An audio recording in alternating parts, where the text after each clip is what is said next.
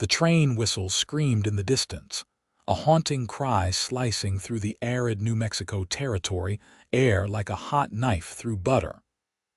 Zelda O'Connor's heart pounded against her ribs as she struggled against the course ropes binding her to the iron rails. The sun beat down mercilessly, its golden rays illuminating the dust motes dancing around her like tiny flames. Her throat, parched from screaming for help, ached with each labored breath. She could feel the vibrations beneath her, growing stronger with each passing second. Death was coming, cold and unforgiving, in the form of the 3:15 express from Santa Fe. "Help," she managed to croak, her voice barely audible over the strengthening rumble. "Somebody, please." The sound of hoofbeats cut through her panic faint at first, then growing louder. A rider appeared on the horizon, silhouetted against the burnt orange sky, pushing his horse to a breakneck gallop. As he drew closer, Zelda could make out a broad-shouldered figure, face shadowed by a well-worn Stetson, the ends of a bandana fluttering in the wind behind him. "Hold on." The stranger called, his voice deep and steady despite the urgency of the situation. In one fluid motion, he dismounted, his boots hitting the ground before his horse had fully stopped. The train whistle shrieked again, closer now, the ground beneath Zelda trembling violently. The man dropped to his knees beside her, a knife appearing in his hand. "Don't move," he instructed, his voice calm but commanding as he sliced through the ropes with practiced precision. The train rounded the bend, its massive iron frame bearing down on them with terrifying speed. With seconds to spare, the stranger gathered Zelda in his arms and rolled them both off the tracks. The ground shook as the locomotive thundered past, so close that Zelda could feel the heat from its metal belly against her skin. They lay in the dirt, breathing heavily, the stranger's arm still protectively wrapped around her waist. When the last car had passed and the dust began to settle, he finally released her and sat back on his heels. "You all right, madam?" he asked, removing his hat to reveal a shock of sandy brown hair and the most piercing blue eyes Zelda had ever seen. She nodded, unable to speak, still trembling from her brush with death. "Name's Preston Keller," he said, replacing his hat and offering her a canteen. "And as of this moment, your life's mine to keep." Zelda stared at him, uncertain whether to feel grateful or afraid. "What do you mean by that?" "It means," Preston said, his lips curving into a slight smile, "that whoever tied you to those tracks isn't finished with you. And until I make sure they are, I'm not letting you out of my sight." The year was 1885, and Zelda O'Connor's life was about to change forever.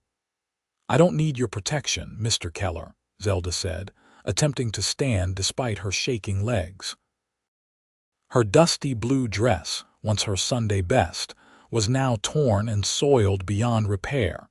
She struggled to maintain her dignity while brushing dirt from the fabric. "I can take care of myself." Preston raised an eyebrow, his expression a mixture of amusement and disbelief. "Is that so?" "Because from where I'm standing, you were doing a mighty poor job of it tied to those rails." Heat rushed to Zelda's cheeks.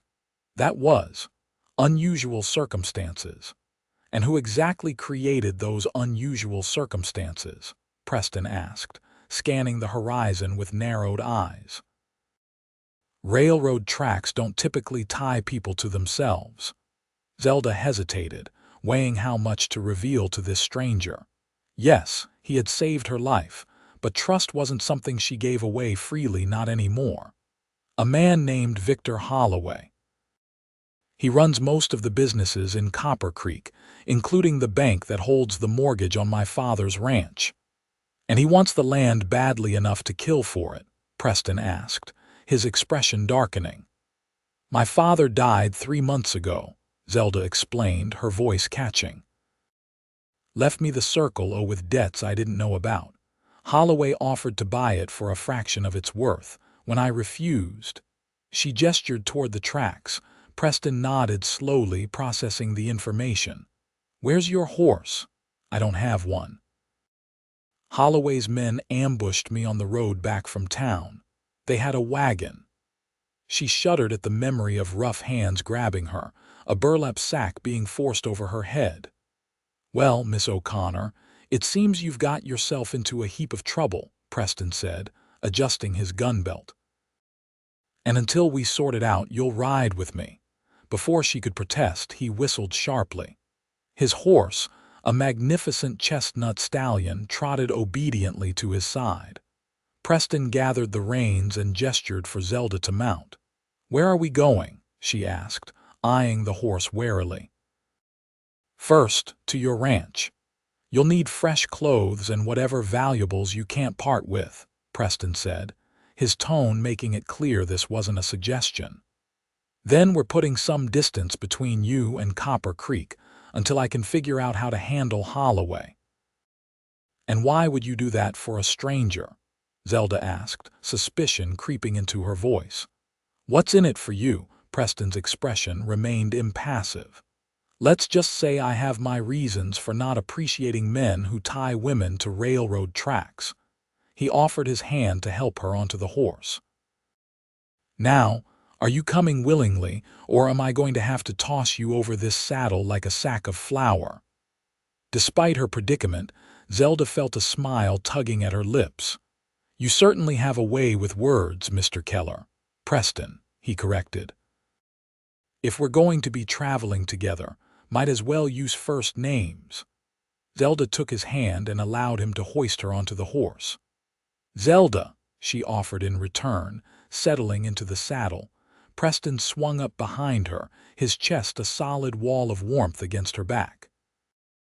Well, Zelda O'Connor, hold on tight. The Circle O is about to have some unexpected visitors. As they rode toward her ranch, Zelda couldn't help but wonder if she'd just escaped one danger only to ride straight into another. Yet something about Preston Keller's steady presence made her feel safer than she had in months. Perhaps it was the confident way he handled his horse, or how his arm occasionally brushed against hers as he reached for the reins protective without being possessive. How did you happen to be passing by those tracks at just the right moment? Zelda asked, breaking the silence that had fallen between them. I wasn't passing by, Preston replied. I was tracking Holloway's men, been on their trail since Twin Pines.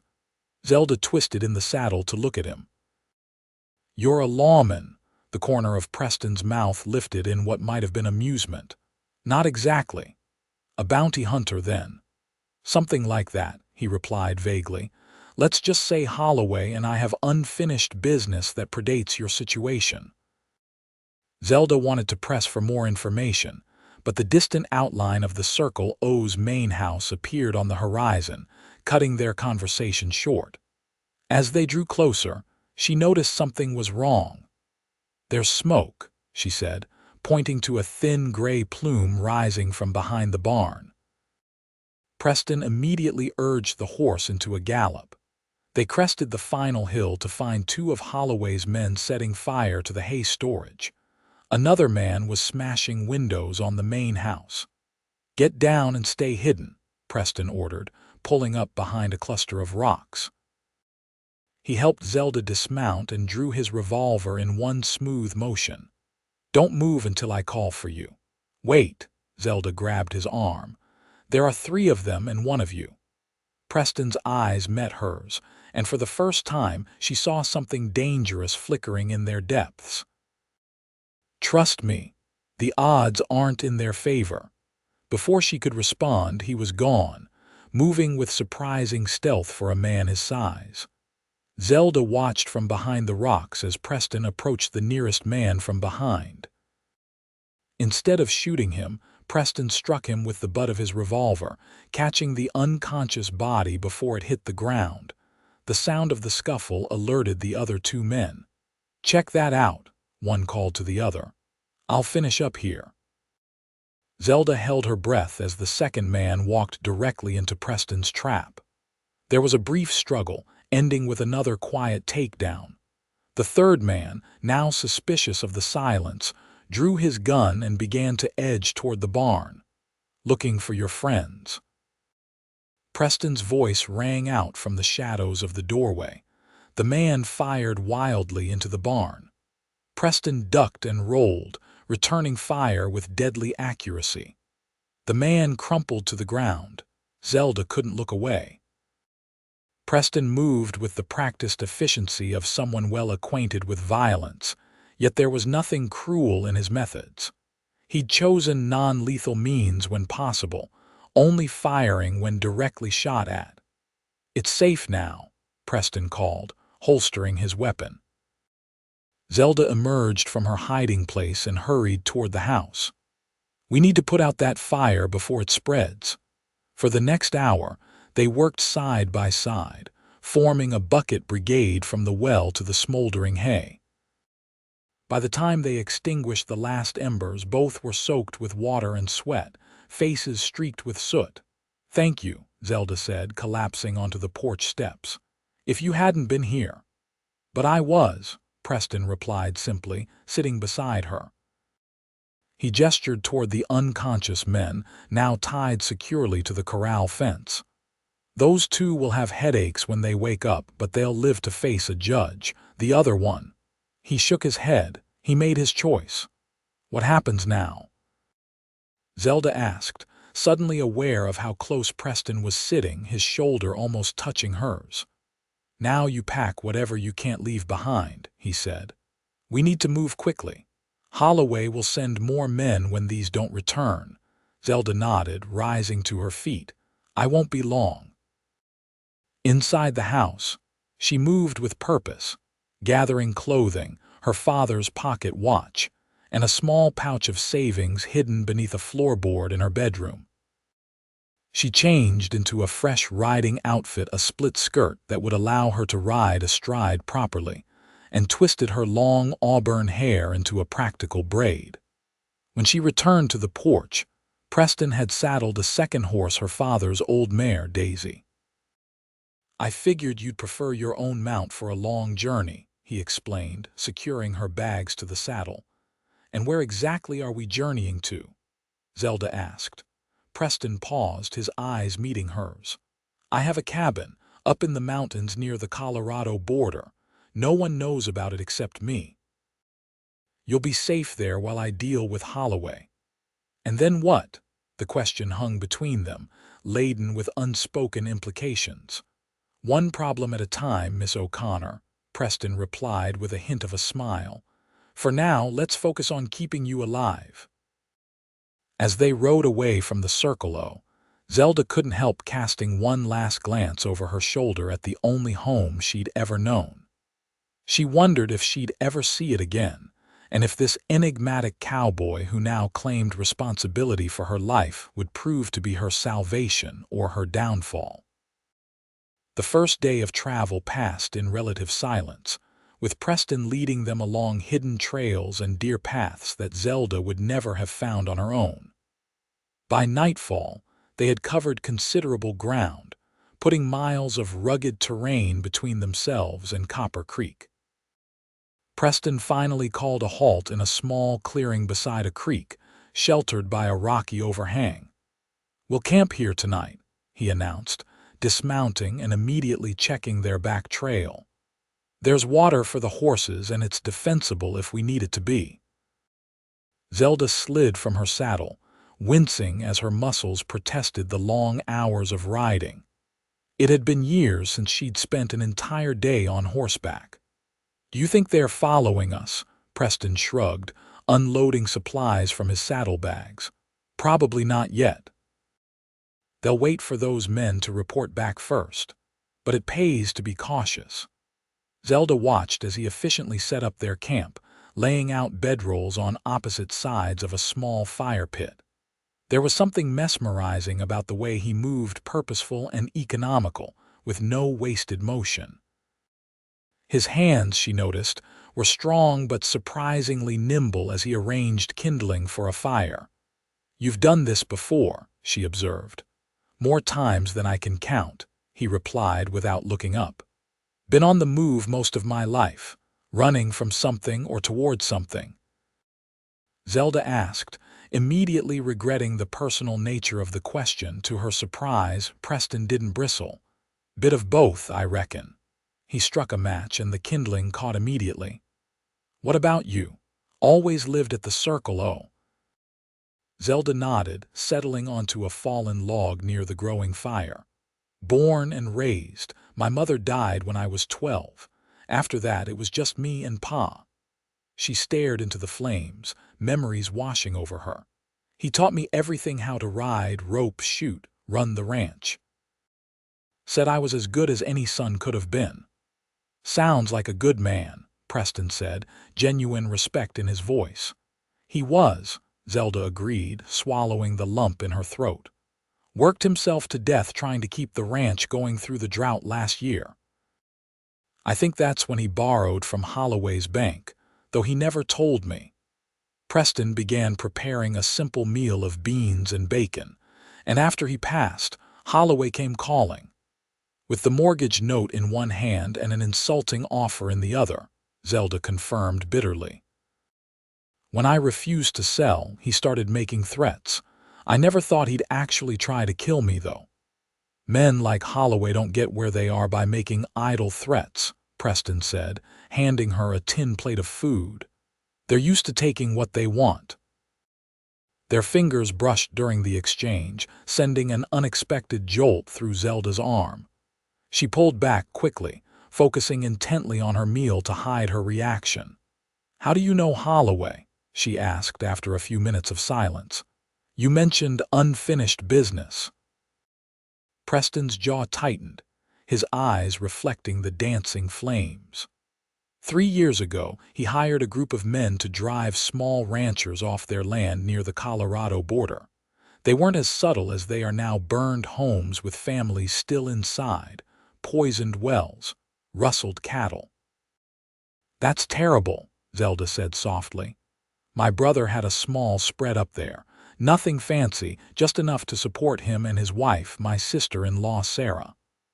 Preston's voice remained even, but Zelda could hear the pain beneath the controlled surface. They refused to sell. One night, Holloway's men came.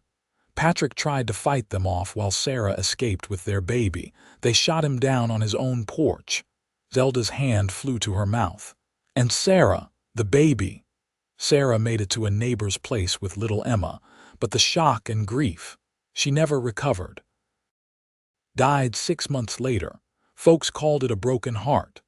Preston poked at the fire, sending sparks spiraling into the night sky. Emma's with my aunt in Denver now, safe. I'm so sorry, Zelda whispered, fighting the urge to reach across and take his hand. Is that why you're after Holloway? For vengeance. Preston looked up, meeting her gaze directly. For justice. I've spent the last 2 years gathering evidence against him, tracking down witnesses willing to testify. I was on my way to meet with a federal marshal in Santa Fe when I picked up the trail of his men. And found me instead, Zelda finished. And found you, he agreed, his expression softening slightly. Which means Holloway's still up to his old tricks. Adds more weight to my case. They fell silent, each lost in their own thoughts as the night deepened around them. After they finished eating, Preston insisted on taking the first watch, promising to wake Zelda for the second half of the night. Get some sleep, he told her, checking his revolver before settling against a boulder with a clear view of their surroundings. We've got another long day ahead tomorrow. Zelda nodded and retreated to her bedroll, suddenly aware of how alone they were in the wilderness and how much she was already beginning to trust this stranger who had appointed himself her protector. As she drifted toward sleep, the last thing she saw was Preston's silhouette against the starlit sky, steady and vigilant. She dreamed of railroad tracks and rushing trains, of ropes that wouldn't loosen and screams that wouldn't sound. In her nightmare, Preston arrived too late, his horse pulling up just as the locomotive thundered over her bound body. Zelda, Zelda, wake up. She jolted awake to find Preston kneeling beside her, his hand gentle on her shoulder. The fire had burned low, casting long shadows across his concerned face. "You were having a nightmare," he explained, withdrawing his hand as soon as she was fully awake. "You're safe." Zelda sat up, pushing tangled hair from her face. "I'm sorry if I disturbed you. No need to apologize." He offered her his canteen. "Water," she accepted gratefully, taking a long drink before returning it. "What time is it?" Preston pulled out a pocket watch, silver with intricate engraving on its case. "Just past midnight. Your turn to keep watch if you're still up for it." "I am," Zelda affirmed, fully alert now. "What should I be looking for? Anything unusual? Lights in the distance, sounds that don't belong, movement where there shouldn't be any." He handed her his rifle. "You know how to use this?" Zelda checked the chamber with practiced ease. "Pa made sure of it. Said a woman alone needs to know how to protect herself." Something like approval flickered in Preston's eyes. "Your father was a wise man. Wake me at the first sign of trouble. Don't try to handle it alone." "I won't," she promised. As Preston settled into his bedroll, Zelda took up position where he had been sitting, rifle across her lap. The night was alive with sounds: the soft rustling of leaves, occasional calls of night birds, the gentle burbling of the creek. She found the symphony soothing rather than alarming, a reminder that life continued its rhythms despite human troubles. Her gaze kept drifting to Preston's sleeping form. Even in repose, he maintained an air of readiness, one hand near his holstered revolver. What kind of life had he led that made such vigilance second nature? She wondered about the brother he'd mentioned, tried to imagine what Preston had been like before grief, and the pursuit of justice hardened him. The hours passed peacefully. As the first hint of dawn lightened the eastern sky, Preston stirred and sat up, immediately alert. "All quiet?" he asked, reaching for his boots. Zelda nodded. "Not even a coyote came to investigate our camp. Good." He stood and stretched, his tall frame silhouetted against the brightening horizon. "We should get moving soon. There's a trading post about half a day's ride from here where we can resupply." They shared a breakfast of hardtack and jerky, then quickly broke camp, erasing all signs of their presence. As they prepared to mount up, Preston paused, studying Zelda's face. "You look tired," he observed. "Did you sleep at all during your watch?" Zelda felt her cheeks warm under his scrutiny. "I kept my eyes open, if that's what you're asking." The corner of his mouth twitched. "That's not what I asked, but I'll take your word for it." He adjusted her mare's saddle strap. "The trading post has rooms above it. We'll stay there tonight so you can get proper rest." "Won't that be dangerous?" Zelda asked. "If Holloway's men are looking for us, the owner, Joseph Two Eagles, is an old friend," Preston explained. "Half Ute, half French trapper, doesn't much care for men like Holloway. We'll be safe there for one night." They rode through the morning in companionable silence, the terrain gradually changing from scrubland to pine forest as they gained elevation. Around midday, they stopped beside a small lake to rest the horses and eat a cold lunch. "May I ask you something?" Zelda ventured as they sat on sun-warmed rocks near the water's edge. Preston glanced at her, chewing a piece of jerky. "You can ask. Can't promise I'll answer." "Fair enough," she acknowledged. "What will you do after, if you succeed in bringing Holloway to justice, I mean?" The question seemed to catch him off guard. He stared out across the lake, considering. "Haven't thought that far ahead," he finally admitted. "Been focused on Holloway for so long, I'm not sure I remember how to live any other way." "But you must have had plans before." "Before what happened to your brother," Zelda pressed gently. Preston skimmed a stone across the lake's surface, watching it bounce 5 times before sinking. "I was a Texas Ranger once upon a time. Thought I might go back to that or maybe take up ranching myself." He shrugged. Dreams from another lifetime. Zelda found herself wanting to know more about that other lifetime. The one before loss had etched lines around his eyes and put that haunted look in their depths. Before she could ask another question, however, Preston stood abruptly. "We should keep moving," he said, offering his hand to help her up. "Still have a few hours' ride to the trading post." They reached Two Eagles trading post just as the sun was beginning its descent behind the mountains. The establishment was more substantial than Zelda had expected, a large log structure with a covered porch, smoke curling from a stone chimney. Several horses were hitched outside, and the sounds of conversation drifted through the open door.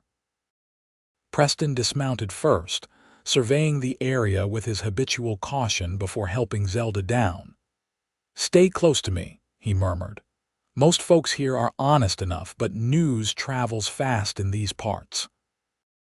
Inside, the trading post was a treasure trove of goods, shelves stocked with canned foods, tools, clothing, and sundries. A long counter ran along one wall, behind which stood a tall man with long salt and pepper hair pulled back in a braid. His weathered face broke into a smile when he spotted Preston. "Keller, it has been too many moons since you darkened my door," he called, coming around the counter to clasp Preston's hand. "Joseph," Preston greeted him warmly.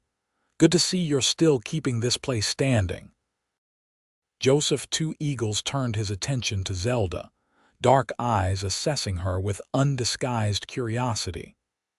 "And who is this you bring to my humble establishment?" "Zelda O'Connor," Preston replied, his tone making it clear he wouldn't be elaborating further. "We need supplies and rooms for the night if you've got space." Joseph's gaze flicked between them, reading something in their posture or expressions that made him nod knowingly. "For you, my friend, I always have room. Come, we will talk business after you have washed away the dust of the trail." He led them through the main room, past a group of men playing cards in the corner, and up a narrow staircase to the second floor. The upper level contained a hallway with several doors leading off it. "Two rooms," Joseph said, producing a pair of keys from his pocket. "Connected by that door there." He pointed to a door between the two rooms he was indicating, "for privacy or convenience, as you prefer." Zelda felt her face flush at the implication, but Preston merely thanked Joseph and accepted the keys. "There is a washroom at the end of the hall," Joseph continued. "Hot water can be brought up. My wife has stew on the fire downstairs when you are ready to eat." After Joseph departed, Preston handed Zelda one of the keys. "Get some rest.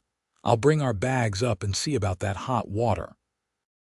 Left alone in the simple but clean room, Zelda sank onto the bed, suddenly aware of every aching muscle in her body.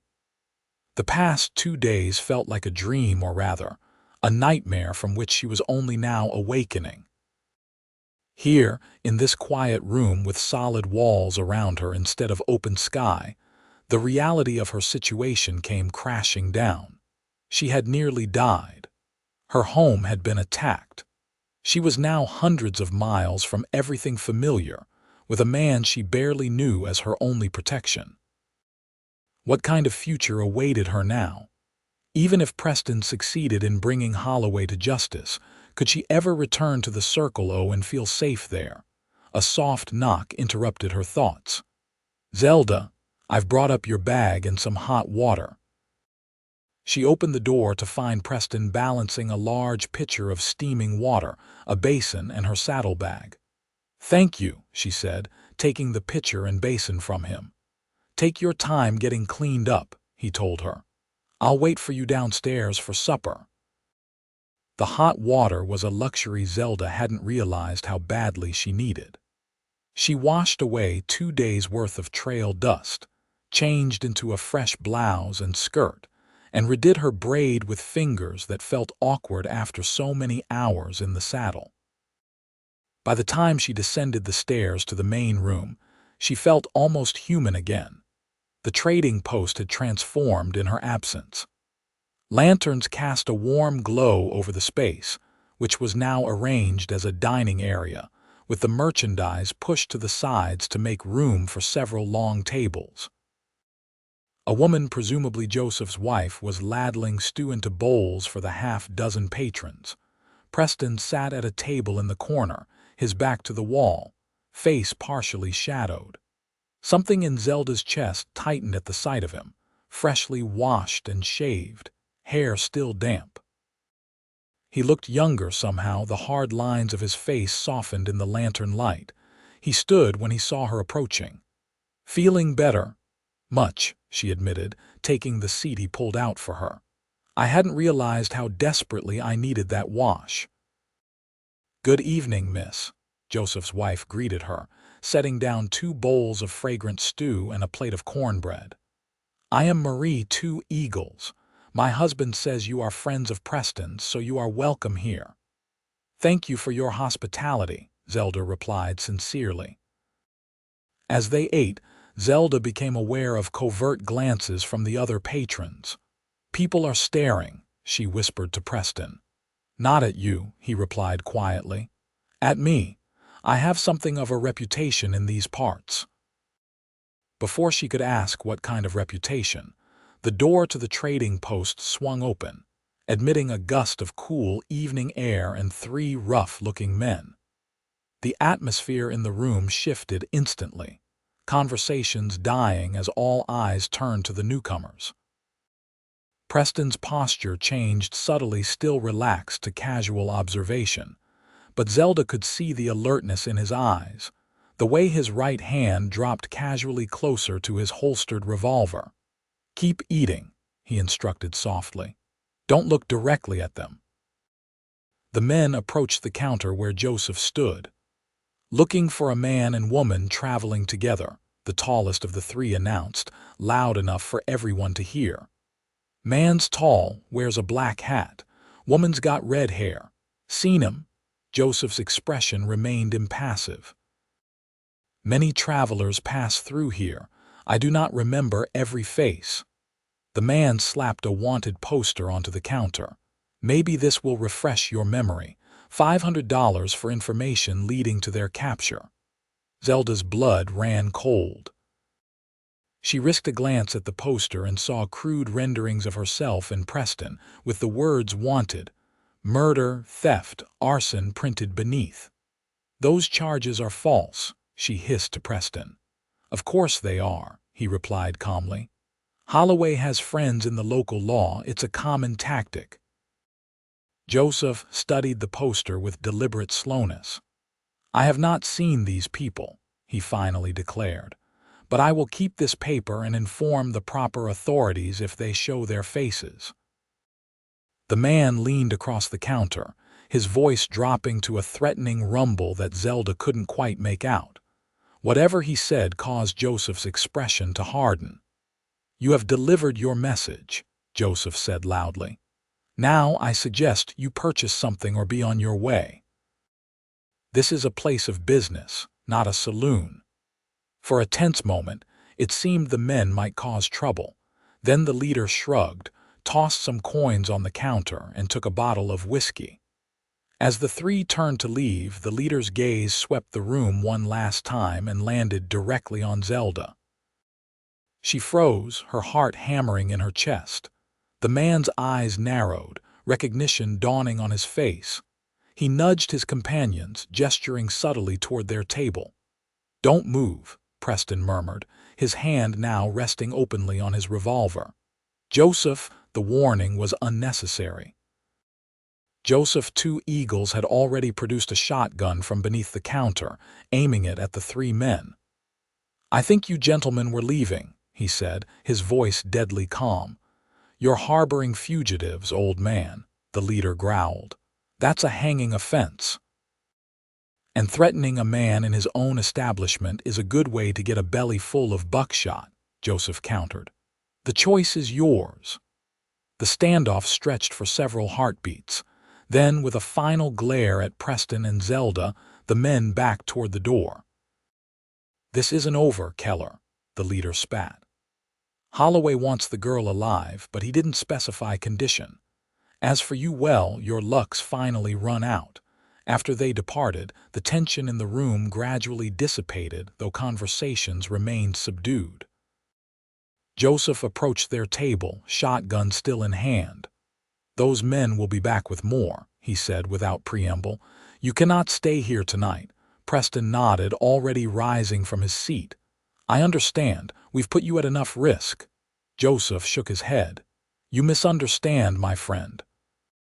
I said you cannot stay here. I did not say I would not help you." He gestured for them to follow him to the back of the trading post. "Marie is preparing supplies for you now. There is a cabin, one of my hunting camps up in the high country. Few know of its existence. You will be safe there until this storm passes." "We can't ask that of you," Zelda protested. Joseph's weathered face softened as he looked at her.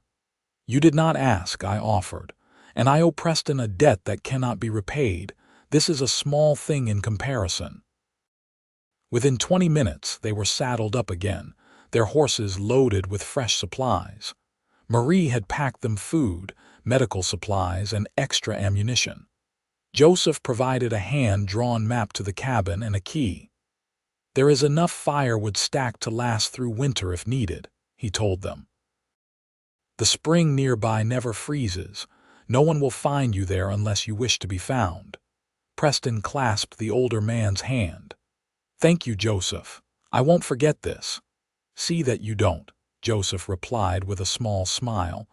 "And perhaps next time you visit, bring better fortune with you, eh?" They slipped out through the back of the trading post, taking a deer trail into the forest that quickly disappeared into the gathering darkness. Preston led confidently, though Zelda couldn't fathom how he could navigate in the dim light. "How far is this cabin?" she asked, her voice hushed as though Holloway's men might be listening from the shadows. "According to Joseph's map, about 3 hours' ride," Preston replied. "We'll need to be careful, no light, no talking unless necessary. Those men will be searching every trail out of the trading post." They rode in silence after that. The only sounds the soft tread of their horses, hooves on the pine needle-covered ground, and the occasional call of a night bird. The moon rose, providing just enough light to see by, though Zelda found herself relying more on her mare's sure-footedness than her own vision. As they climbed higher into the mountains, the air grew noticeably cooler. Zelda pulled her shawl tighter around her shoulders, grateful for the warmth of her horse beneath her. Despite her exhaustion, fear kept her alert, every sense straining for signs of pursuit. After what felt like an eternity, Preston raised his hand, signaling a halt. "We're here," he whispered. Zelda peered into the darkness, but could make out only vague shapes.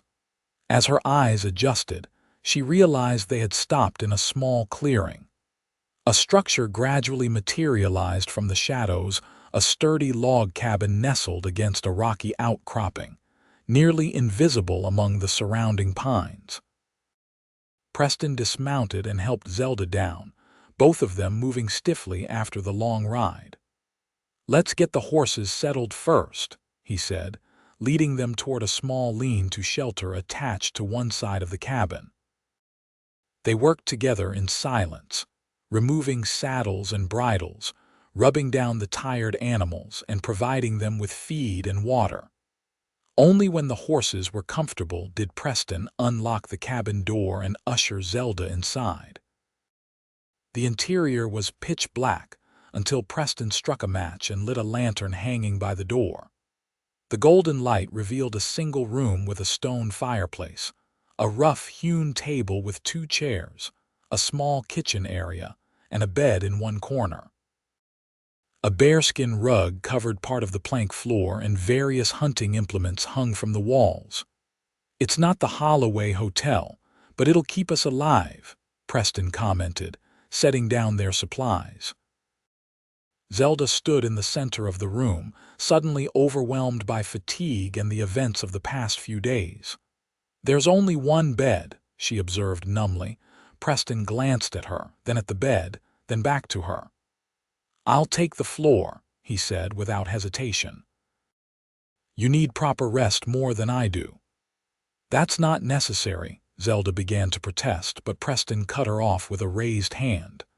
"It is necessary," he said firmly, "and non-negotiable. Now, why don't you get settled while I build a fire? The nights get cold up here even in summer." Too tired to argue, Zelda took her bag to the bed and sat down heavily. She watched as Preston expertly built a fire in the stone hearth, his movements economical and practiced. The flames caught quickly, spreading warmth through the small space. "Are we safe here?" she asked as he straightened from his task. Preston considered her question seriously. "Safer than anywhere else we could be right now. No one followed us, I made sure of that, and Joseph wouldn't have sent us here if he thought there was any chance of Holloway's men finding it." He crossed to the table and spread out Joseph's map. "We're here," he said, pointing to a spot high in the mountains. "The nearest settlement is 15 miles that way. Holloway's men will be searching all the main trails and roads, but they won't venture this far into the wilderness without good reason." "So we're just waiting?" Zelda asked, unable to keep the frustration from her voice. Preston looked up, his expression softening slightly. "For now, yes. I need to get word to the federal marshal I was supposed to meet in Santa Fe. Once he has my evidence against Holloway, those false charges against us won't matter." "And how do you plan to contact this marshal when we're hiding in the middle of nowhere?" "Joseph will help," Preston replied confidently. "He has ways of getting messages where they need to go. For now, though, we rest and recover our strength. We're no good to anyone if we're dead on our feet." Zelda nodded, too exhausted to argue further. She removed her boots and lay down on the bed, not bothering to change out of her clothes. The last thing she remembered before sleep claimed her was Preston draping an extra blanket over her, his touch so light she might have imagined it. She woke to sunlight streaming through the cabin's single window and the smell of coffee brewing. For a moment, she was disoriented, the unfamiliar surroundings causing a spike of panic before the events of the previous days came rushing back.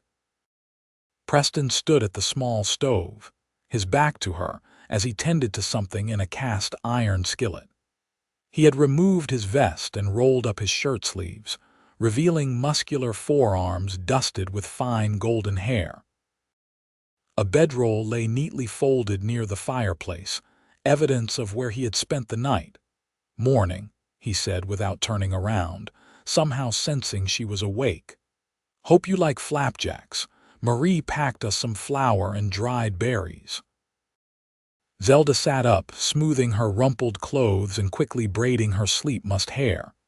"It smells wonderful," she admitted, realizing she was ravenously hungry. "What time is it?" "Just past 8, Preston replied, sliding a perfectly browned flapjack onto a plate. "You slept nearly 12 hours. 12 hours, Zelda exclaimed, horrified. "Why didn't you wake me?" Preston turned, setting the plate on the table along with a cup of coffee. "Because you needed it, and because we're not going anywhere today." As Zelda joined him at the table, she noticed for the first time how the morning light softened his features, highlighting flecks of gold in his blue eyes and revealing a scattering of freckles across the bridge of his nose. Without the ever-present hat shadowing his face, he looked younger, almost boyish. "Thank you for the breakfast," she said, suddenly shy under his direct gaze. "And for taking care of everything while I slept." "Don't mention it," he replied, turning back to the stove to prepare his own plate. "Figured one of us should be alert today, and it might as well be you. I'll catch up on sleep later." They ate in companionable silence, the only sounds the chirping of birds outside and the occasional crackle from the banked fire. Zelda found herself studying Preston when he wasn't looking, the way he methodically cut his food, the careful precision with which he poured his coffee, the tension he still carried in his shoulders despite their relative safety. "Tell me about your brother," she said suddenly, surprising herself with the request. Preston's fork paused halfway to his mouth. For a moment she thought he might refuse to answer. Then he set the fork down and leaned back in his chair.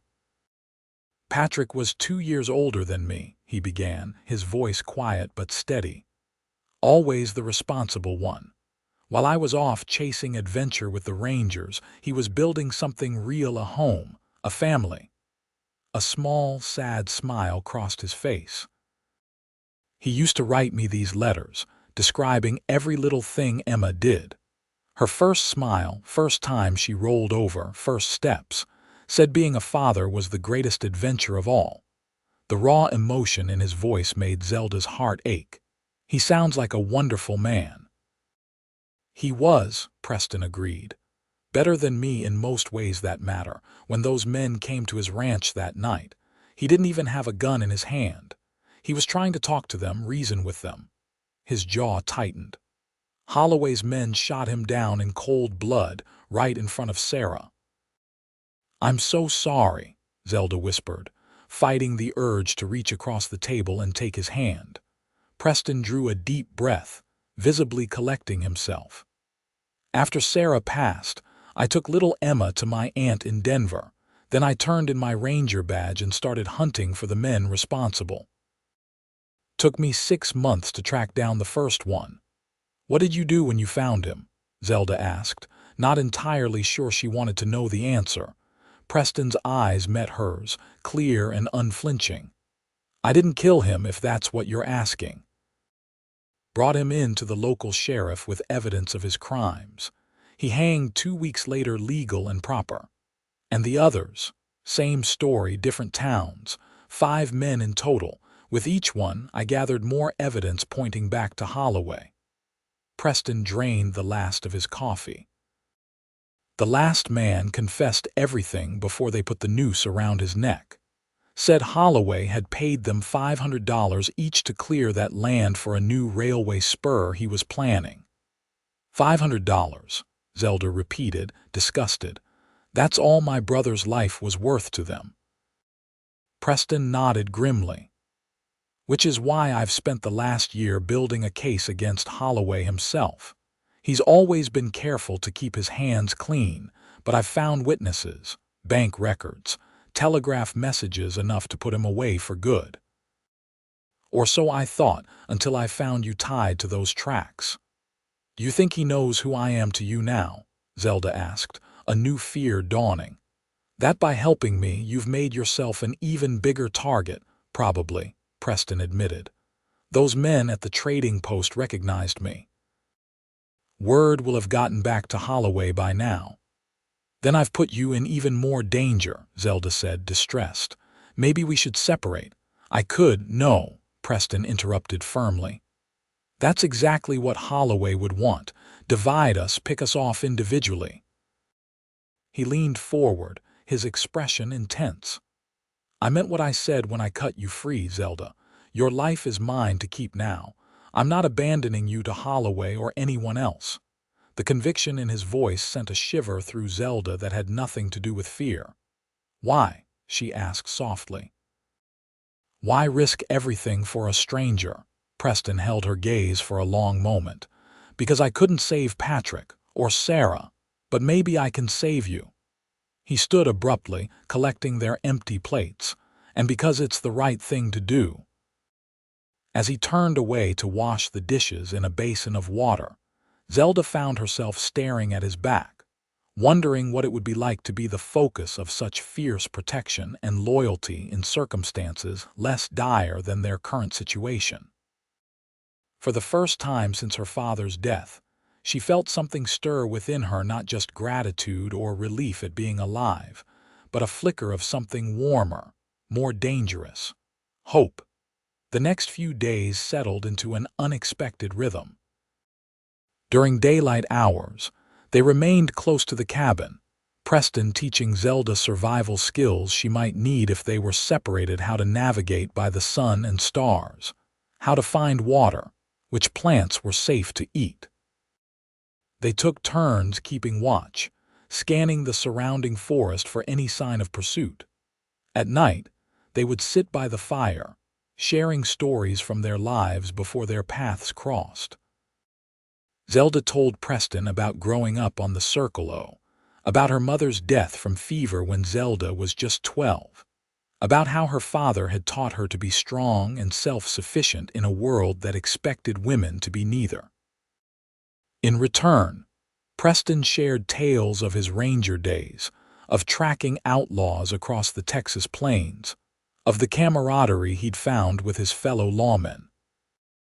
He spoke of his childhood with Patrick, of summers spent exploring the hills around their family's small farm in eastern Colorado, of the dreams they'd shared before life pulled them in different directions. On the fifth day, as they were checking snares Preston had set in the surrounding forest, he suddenly froze, holding up a hand to signal silence. Zelda immediately crouched, her hand going to the small revolver he'd insisted she carry. "What is it?" she whispered when he motioned her closer. "Riders," he murmured, pointing toward the valley below, 3 of them following the stream. Zelda strained her eyes but could see nothing through the thick foliage. "Holloway's men can't tell from here," Preston replied, "but we should assume so, back to the cabin quietly." They moved through the forest with painstaking care, placing each foot deliberately to avoid snapping twigs or rustling leaves. When they reached the cabin, Preston immediately began gathering essential supplies. "We need to be ready to move if they get too close," he explained, stuffing ammunition and food into saddlebags. "There's another hunting camp about 6 miles north of here, rougher than this one, but it'll do in a pinch." "Should we leave now?" Zelda asked, already packing her few belongings. Preston shook his head. "Not yet. They might just be passing through. Moving now could attract more attention than staying put." He positioned himself by the window, rifle at the ready, watching the approach from the valley. Zelda joined him, her heart pounding as they waited in tense silence. After what felt like hours but was probably only 30 minutes, Preston relaxed slightly. "They've turned west," he reported, "heading away from us." "Are you sure?" "As sure as I can be," he replied, lowering the rifle, "but we'll keep a sharper watch for the next few days." No fires at night, no unnecessary movement outside. That evening, without a fire to ward off the mountain chill, they sat close together on the bearskin rug, wrapped in blankets as they shared a cold supper of jerky, hard cheese, and dried fruit. "You ever regret it?" Zelda asked suddenly. "Giving up your life as a ranger to hunt down Holloway?" Preston considered the question, his face thoughtful in the dim light filtering through the window. "Sometimes," he admitted.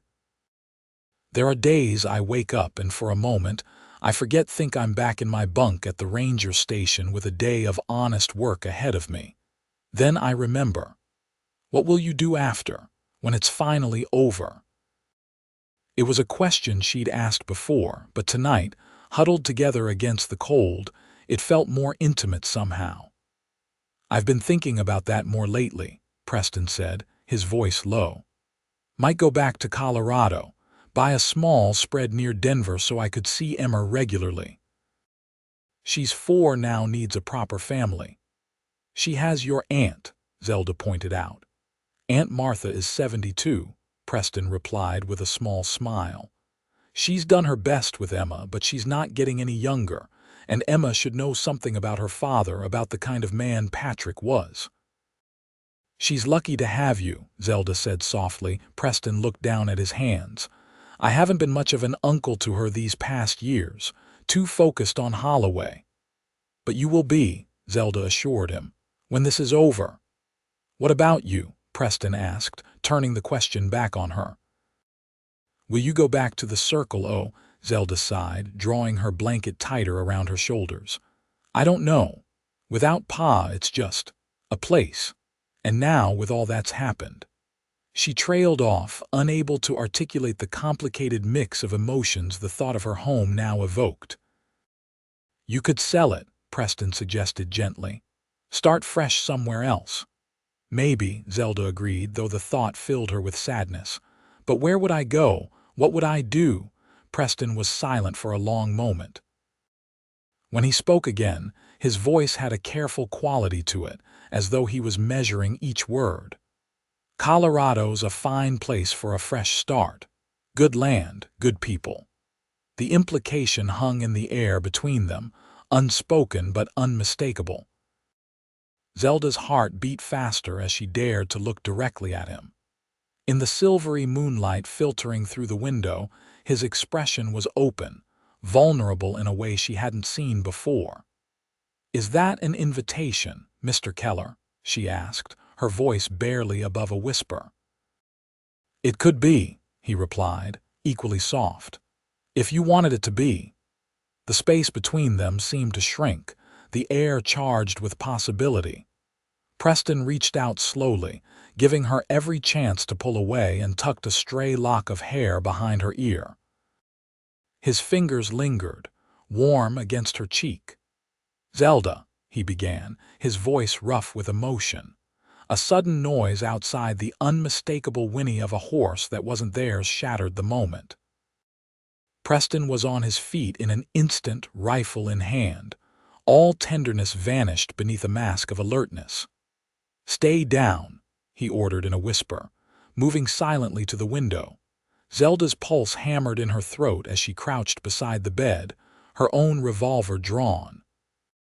Preston peered cautiously through a gap in the shutters, his body tense as a coiled spring. "Two riders," he reported softly, "coming up the trail." "Holloway's men," Zelda whispered back. "Can't tell yet. Too dark." Preston moved away from the window, crossing to where their saddlebags were packed and ready. "We need to go out the back way. There's a small trail that leads up to the ridge. If we can reach it without being seen, we can circle around behind them." They moved with practiced efficiency, gathering only what they absolutely needed. Preston led the way to a small door at the rear of the cabin, little more than a hatch, really, that Zelda hadn't even noticed before. "Joseph built this place with escape routes in mind," Preston explained as he eased the door open, checking outside before gesturing for Zelda to follow. "The horses are tethered about 50 yards that way, behind those boulders. Move slowly, stay low, and follow exactly in my footsteps." The night air was cold against Zelda's face as they slipped out into the darkness. The moon had disappeared behind clouds, leaving only starlight to guide their way. Preston moved like a shadow ahead of her, each step deliberate and silent. Zelda followed as best she could, wincing at every small sound her passage made. They had covered perhaps half the distance to the horses when a voice called out from near the cabin. "Come on out, Keller. We know you're in there." Preston immediately dropped to a crouch, pulling Zelda down beside him behind a fallen log. They were still partially exposed, but the darkness provided some cover. "That's Mason," Preston whispered, recognition in his voice. "One of Holloway's hired guns. I had a run-in with him in Durango last year." "What do we do?" Zelda asked, fear making her voice tremble despite her best efforts. Preston's face was grim in the dim light. "Keep moving toward the horses. If we can mount up without them hearing us, we might still get away clean." They continued their careful progress, freezing in place when lantern light spilled from the cabin's front door as Holloway's men forced their way inside. "They're not here," one man called to the other.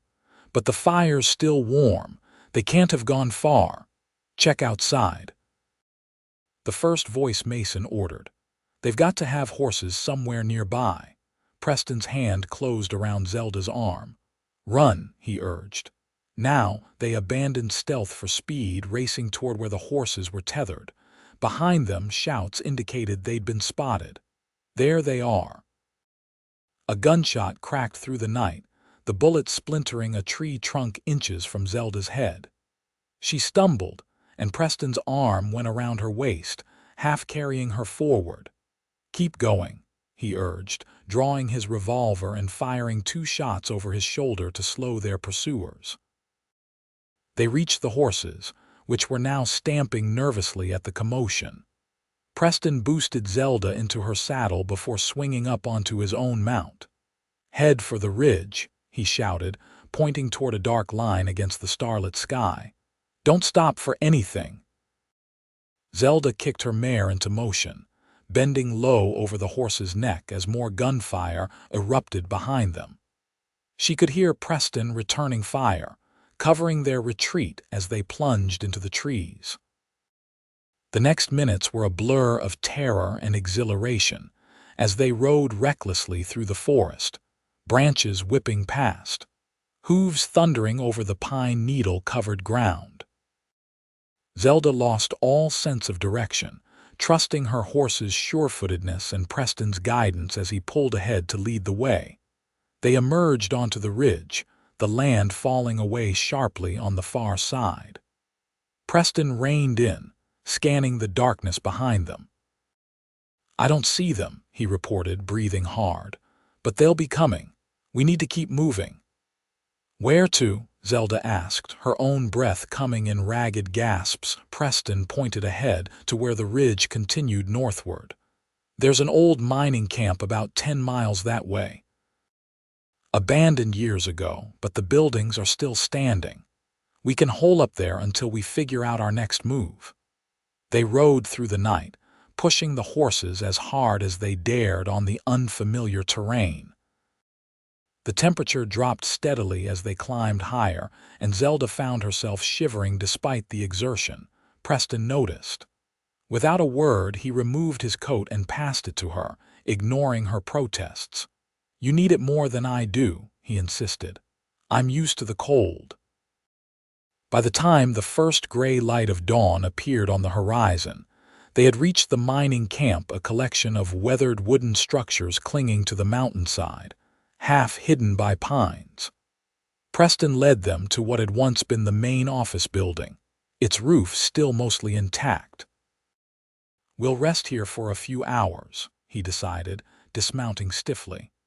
"The horses need it, and so do we." They led the tired animals into what remained of a stable, rubbing them down as best they could and providing water from a nearby spring.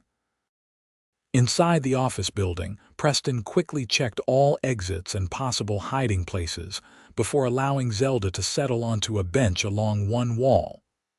"You think we lost them?" she asked, too exhausted to mask the fear in her voice.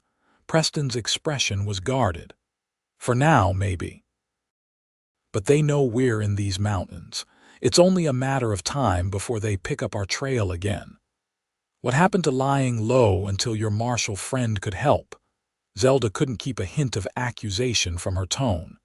"Plans change," Preston replied simply. "But the goal remains the same: keep you alive and bring Holloway to justice." "And how exactly do we do that now, with his men hunting us through the wilderness?" Preston sat beside her on the bench, close enough that their shoulders touched. The contact was reassuring in the cold, dusty building. "We need to get word to Santa Fe," he said after a moment's thought. "There's a settlement about a day's ride from here, Silver Creek. Small place, but they have a telegraph office." "Won't Holloway's men be watching all the settlements?" "Probably," Preston acknowledged. "Which is why I'll go alone. You'll stay here, hidden." "No," the word burst from Zelda before she could stop it. "We stay together. That was the agreement." Preston turned to face her, his expression serious. "This isn't about agreements, Zelda. It's about survival. If both of us go into Silver Creek, we double the chances of being recognized. And if you go alone and something happens to you, what then?" Zelda demanded. "I'm just supposed to wait here until I starve or Holloway's men find me." "That won't happen," Preston assured her, though they both knew it was a promise he might not be able to keep. "You can't know that," Zelda insisted. She reached out impulsively, taking his hand in both of hers. "Please, Preston, don't leave me behind." Something flickered in his eyes, uncertainty, perhaps, or a deeper emotion he wasn't ready to name. His fingers tightened around hers. "All right," he conceded finally. "But we'll need a disguise for you. That red hair of yours is too recognizable." Relief flooded through Zelda. "Thank you," she whispered.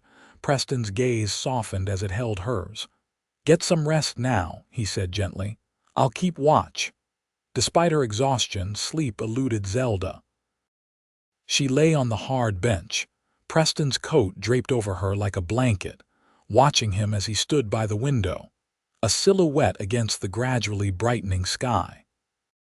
In that moment, despite the danger surrounding them, she felt a strange sense of peace, as though as long as Preston Keller stood guard, nothing truly bad could touch her. It was a dangerous feeling, perhaps, but one she was too tired to fight. When she finally drifted off, she dreamed of Colorado mountains, of a small ranch with smoke curling from the chimney, of a little girl with Patrick Keller's eyes running to greet her uncle. And in the dream, Preston turned from the child to smile at Zelda, reaching out his hand in welcome. An invitation, a promise, a future, if they survived long enough to claim it. Morning brought with it a change in the weather. Dark clouds rolled in from the west, bringing a sharp wind that whistled through the gaps in the mining office walls. By mid-morning, a steady rain was falling, turning the ground outside to mud. "At least the rain will wash away our tracks," Preston observed as they shared the last of their jerky. "Might buy us some time." They spent the day planning their approach to Silver Creek. Using charcoal from an old stove, Preston sketched a rough map of the area on a piece of weathered board. "The town sits here in this valley," he explained, pointing to his drawing. "One main street, maybe 20 buildings total. Telegraph office is here next to the general store." "And you think we can just walk in and send a telegram without being noticed?" Zelda asked skeptically. Preston shook his head. "Not exactly. Silver Creek has a small church on the outskirts. The pastor there, Reverend Miller, is a good man. He might be willing to help us send the wire without attracting attention. You know him." "I helped his daughter once, when I was still with the Rangers," Preston explained. "Her stage was robbed on the way to Denver, and I recovered some family heirlooms that were taken." He said if I ever needed anything. He shrugged. "Worth a try, at least." As evening approached, the rain showed no signs of letting up. They decided to wait until morning before setting out for Silver Creek, using the time to prepare as best they could. Preston found some old miner's clothes in a trunk, a pair of trousers, a faded shirt, and a worn cap. "Put these on over your clothes," he instructed Zelda. "With your hair tucked under the cap and some dirt on your face, you might pass for a young man at a distance." The disguise was far from perfect, but it was the best they could manage with limited resources. Preston also cleaned and checked their weapons, ensuring both revolvers were fully loaded and functioning properly. "I want you to carry this as well," he said, handing Zelda a wicked-looking knife in a leather sheath. "Keep it in your boot. If we get separated and you need a weapon but can't use your gun for some reason, this might save your life." Zelda took the knife, testing its weight and balance. "You keep talking about us getting separated," she observed, "almost like you're expecting it to happen." Preston's expression grew solemn. "I'm expecting trouble," he corrected, "and I want you prepared for any possibility." They ate a meager supper of the last of their supplies, then settled in for the night. With only one bench long enough to lie on, they sat side by side, backs against the wall, sharing Preston's coat for warmth as the temperature dropped with nightfall. "Tell me about Emma," Zelda requested, seeking distraction from their precarious situation. "What's she like?" A genuine smile softened Preston's features. "Stubborn as a mule, according to Aunt Martha's letters. Smart too, already knows her letters and numbers." "She has Patrick's eyes and Sarah's laugh." His voice grew wistful. Last time I saw her, she was just starting to talk, called me uncomprise. When was that? Zelda asked gently. Almost 2 years ago, Preston admitted, regret evident in his tone. I send gifts, letters when I can.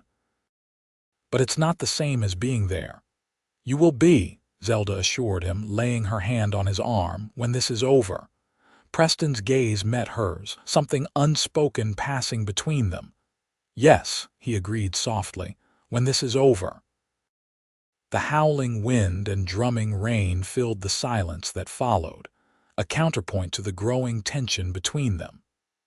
Zelda was acutely aware of Preston's proximity, of the warmth of his body beside hers, of how his breathing had quickened slightly when she touched his arm. "Zelda," he began, his voice rough with emotion. "These past days—" Whatever he had been about to say was cut short by a sound that didn't belong, the unmistakable whinny of a horse somewhere outside, barely audible over the storm. Preston was on his feet instantly, revolver drawn. "Stay down," he whispered, moving to the window. Zelda's heart hammered against her ribs as she retrieved her own weapon, crouching beside the bench. "Is it them?"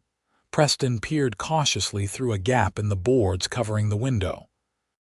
"Can't see clearly through the rain, but there's definitely someone out there, at least 2 riders. Holloway's men, or prospectors seeking shelter from the storm," Preston replied, though his tense posture suggested he didn't believe that. "Either way, we need to move. Now." They gathered their few possessions quickly and silently. Preston led the way to a back door he had discovered during his earlier exploration of the building. It opened onto a narrow path that wound between 2 larger structures, offering some cover from the main approach to the camp. The rain was coming down in sheets now, instantly soaking them as they slipped outside. Visibility was poor, but that worked to their advantage, helping to conceal their movements as they made their way toward the stable where their horses were sheltered. They were halfway there when a shout rang out, "Over there!" By the assay office, Preston grabbed Zelda's hand, pulling her into a run. "They've spotted us! Move!" They sprinted through the mud, rain lashing their faces, the sounds of pursuit growing behind them. As they reached the stable, Preston shoved Zelda inside. "Get the horses ready," he ordered, positioning himself at the door with his revolver. "I'll hold them off." Zelda worked frantically to saddle their mounts, her hands slipping on wet leather as gunfire erupted outside. She could hear Preston returning fire, the sharp crack of his revolver punctuating the rumble of thunder overhead. "Preston," she called when the horses were ready. "We need to go." He backed into the stable, still firing occasional shots toward their pursuers. "They've got us pinned down," he reported grimly. 3 of them, maybe 4. They're surrounding the stable. Zelda's mind raced, searching for options. "Is there another way out?" Preston nodded toward the rear of the structure. "There's a small door back there, leads to a trail down the mountain. Too narrow for horses, though. So we abandon the horses." The prospect didn't appeal to Zelda on foot in this weather. Their chances of reaching Silver Creek alive were slim. "No," Preston decided after a moment's thought. "We create a distraction." He moved to a pile of old burlap sacks in one corner. "Help me with these." Together, they stuffed the sacks with straw and piled them against the side wall of the stable. Preston produced a match from his vest pocket. "When I light this, it'll create smoke but not much actual fire in this dampness," he explained. "Should draw their attention to this side of the building while we slip out the back with the horses." It was a desperate plan, but they had few alternatives. Preston struck the match and touched it to the pile of sacks. As predicted, they began to smolder rather than burn outright, producing thick, choking smoke that quickly filled the stable. "Now," Preston urged, leading his horse toward the rear door while Zelda followed with her mare. The small door barely accommodated the horses, who balked at the combination of smoke and driving rain. With determined coaxing, they managed to get both animals outside onto the narrow trail. "Stay low and keep moving," Preston instructed as they mounted up. "Don't look back no matter what you hear." They had only gone a few yards down the treacherous path when shouts indicated their ruse had been discovered. Gunfire erupted again, bullets splintering wood and ricocheting off rocks around them. Preston returned fire over his shoulder, providing cover as Zelda urged her mare forward. The trail was barely wide enough for a single rider, with a sheer drop on one side and the mountainside on the other. In the darkness and rain, it was a perilous route. "Faster!" Preston called from behind her. "They're coming after us." Zelda pressed her heels into her mare's sides, trusting the horse's instincts on the dangerous path. Behind her, she could hear the thunder of hooves as their pursuers gave chase, gaining ground on the narrow trail. Without warning, the path before her disappeared in a flash of lightning and a rumble of earth. A small landslide, triggered by the heavy rain, had washed away several yards of the trail ahead. "Preston," she cried, pulling her horse to a sharp halt. "The trail's gone." He reined in beside her, assessing the situation in an instant. "We have to jump it," he decided, his voice calm despite the urgency of their situation. "Jump it," Zelda repeated incredulously. "It's at least 6 feet across with a drop of hundreds of feet if we miss." "We won't miss," Preston stated with a confidence she wished she shared. "These horses can make it. The alternative is turning back into Holloway's men." The sounds of pursuit were growing closer by the second. Zelda swallowed hard, knowing they had no choice. "I'll go first," Preston said, positioning his horse at the best approach angle. "Follow right behind me. Don't hesitate and don't look down." Before Zelda could respond, he spurred his horse forward. The chestnut stallion gathered itself and leaped across the gap, landing safely on the other side with inches to spare. "Come on," Preston called, turning his mount to face her. "You can do this." Zelda took a deep breath, sending up a silent prayer as she urged her mare into motion. The horse seemed to understand what was required, gathering speed on the narrow approach. At the last possible moment, Zelda felt the powerful muscles beneath her bunch and release as the mare launched into space. For a heart-stopping moment, they were airborne, suspended over the yawning chasm. Then the mare's front hooves struck the far side, scrambling for purchase on the rain-slick ground. For a terrifying second, Zelda thought they would slide backward into the abyss. Then Preston was there, grabbing her horse's bridle, helping to pull them to safety. "I knew you could do it," he said, relief evident in his voice. Behind them, their pursuers had reached the break in the trail. One attempted the jump but pulled up short when his horse balked at the edge. "This isn't over, Keller," a voice called through the rain. "Holloway's offering $1,000 for the girl now dead or alive." "Let's go," Preston urged, ignoring the threat. "They'll find another way around eventually." They continued down the mountain, the trail gradually widening as they descended into more forested terrain. The rain began to slacken, though occasional lightning still illuminated the landscape in brief, stark flashes. "Are you all right?" Preston asked when they finally reached more level ground and could ride side by side. Zelda nodded, though she was shaking from more than just the cold and wet. "That was close. Too close," Preston agreed grimly. "They're getting desperate, which makes them more dangerous." "What now? Silver Creek is still half a day's ride away." Preston scanned their surroundings, getting his bearings. "There's a line shack about 3 miles east of here," he decided. "Belongs to the Circle T Ranch. We can shelter there until morning, dry out a bit before heading into town." The line shack proved to be little more than a one-room shelter with a small stove, a narrow cot, and few amenities. but it was dry and relatively secure, with solid walls and a door that could be barred from inside. While Preston tended to the horses in a lean-to beside the shack, Zelda attempted to get a fire started in the stove, using what little dry kindling she could find.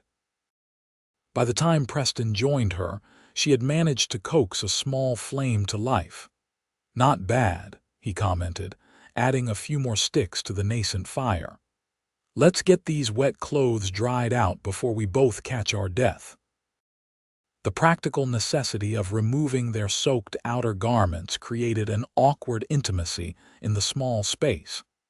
They worked with their backs to each other, hanging their coats and vests near the stove to dry while keeping their damp shirts and trousers on for modesty's sake. The cot was barely wide enough for one person, let alone two. Without discussion, they arranged the saddle blankets on the floor beside it, creating a makeshift bed. "You take the cot," Preston insisted. "I'll be fine down here." Zelda was too exhausted to argue. She stretched out on the thin mattress, every muscle aching from the day's exertions. Despite her fatigue, sleep remained elusive as she listened to Preston settling onto his improvised bed nearby. "Preston," she whispered after several minutes of silence. Thank you for everything." There was a pause before he replied. "You don't need to thank me, Zelda." "Yes, I do," she insisted quietly. "You've risked your life for me again and again. I want you to know I'm grateful." Another pause, longer this time. "It's not just about Holloway anymore," Preston finally admitted, his voice so low she had to strain to hear it. "Hasn't been for a while now." The implications of his words hung in the air between them, unspoken but understood. Zelda's heart beat faster as she gathered her courage. "For me either," she confessed softly. In the dim light from the stove, she saw him sit up, his silhouette outlined in the warm glow. For a moment he seemed frozen in indecision. Then, with deliberate movements, he rose and crossed the short distance to the cot. Zelda shifted to make room for him to sit on the edge. The mattress dipped beneath his weight as he perched there, uncertainty evident in the tense set of his shoulders. "Zelda," he began, his voice rough with emotion, "I don't have any right to feel the way I do. When this is over, you'll have choices to make about your future, and I wouldn't want to." She silenced him by placing her fingers gently against his lips. "Preston Keller, for a man who's tracked outlaws across 5 territories, you can be remarkably blind sometimes." Before he could respond, she leaned forward and replaced her fingers with her lips, kissing him with all the feelings she'd been holding back these past days: fear, gratitude, and something deeper that had been growing steadily since the moment he cut her free from those railroad tracks. For a heartbeat, Preston remained frozen in surprise. Then his arms came around her, pulling her closer as he returned the kiss with equal fervor. His hands were gentle despite their strength, one cradling the back of her head while the other spanned her waist. When they finally broke apart, both breathing heavily, Preston rested his forehead against hers. "I've been wanting to do that since the first night at Joseph's cabin," he admitted. "What took you so long?" Zelda asked, a smile in her voice. "Wasn't sure you'd welcome it," he replied honestly. "And the timing never seemed right, what with being shot at and chased through the mountains." Zelda laughed softly, the sound warming the small space between them. "I suppose being hunted by Holloway's men does make romance rather difficult." Preston's expression grew serious again. "I can't promise you an easy life, Zelda. Even if we survive this, I have obligations to Emma, to seeing justice done for Patrick and Sarah." "I'm not asking for easy," Zelda replied, reaching up to touch his face. "I'm just asking for a chance, for us." The intensity in Preston's eyes made her breath catch. "When I cut you free from those tracks," he said softly, "I told you your life was mine to keep. I meant it then as a promise of protection. But now—" "Now," Zelda prompted when he hesitated. Now I'm hoping it might mean something more. For both of us." In answer, Zelda kissed him again, a promise of her own. Whatever the future held, whether they reached Silver Creek safely, whether they brought Holloway to justice, whether they found their way to that Colorado ranch with Emma, they would face it together. For now, in this small shelter with rain pattering on the roof and danger still lurking in the mountains around them, they had found something neither had expected when their paths crossed on those railroad tracks. Not just survival, but the possibility of happiness. Morning dawned clear and crisp, the storm having blown itself out during the night.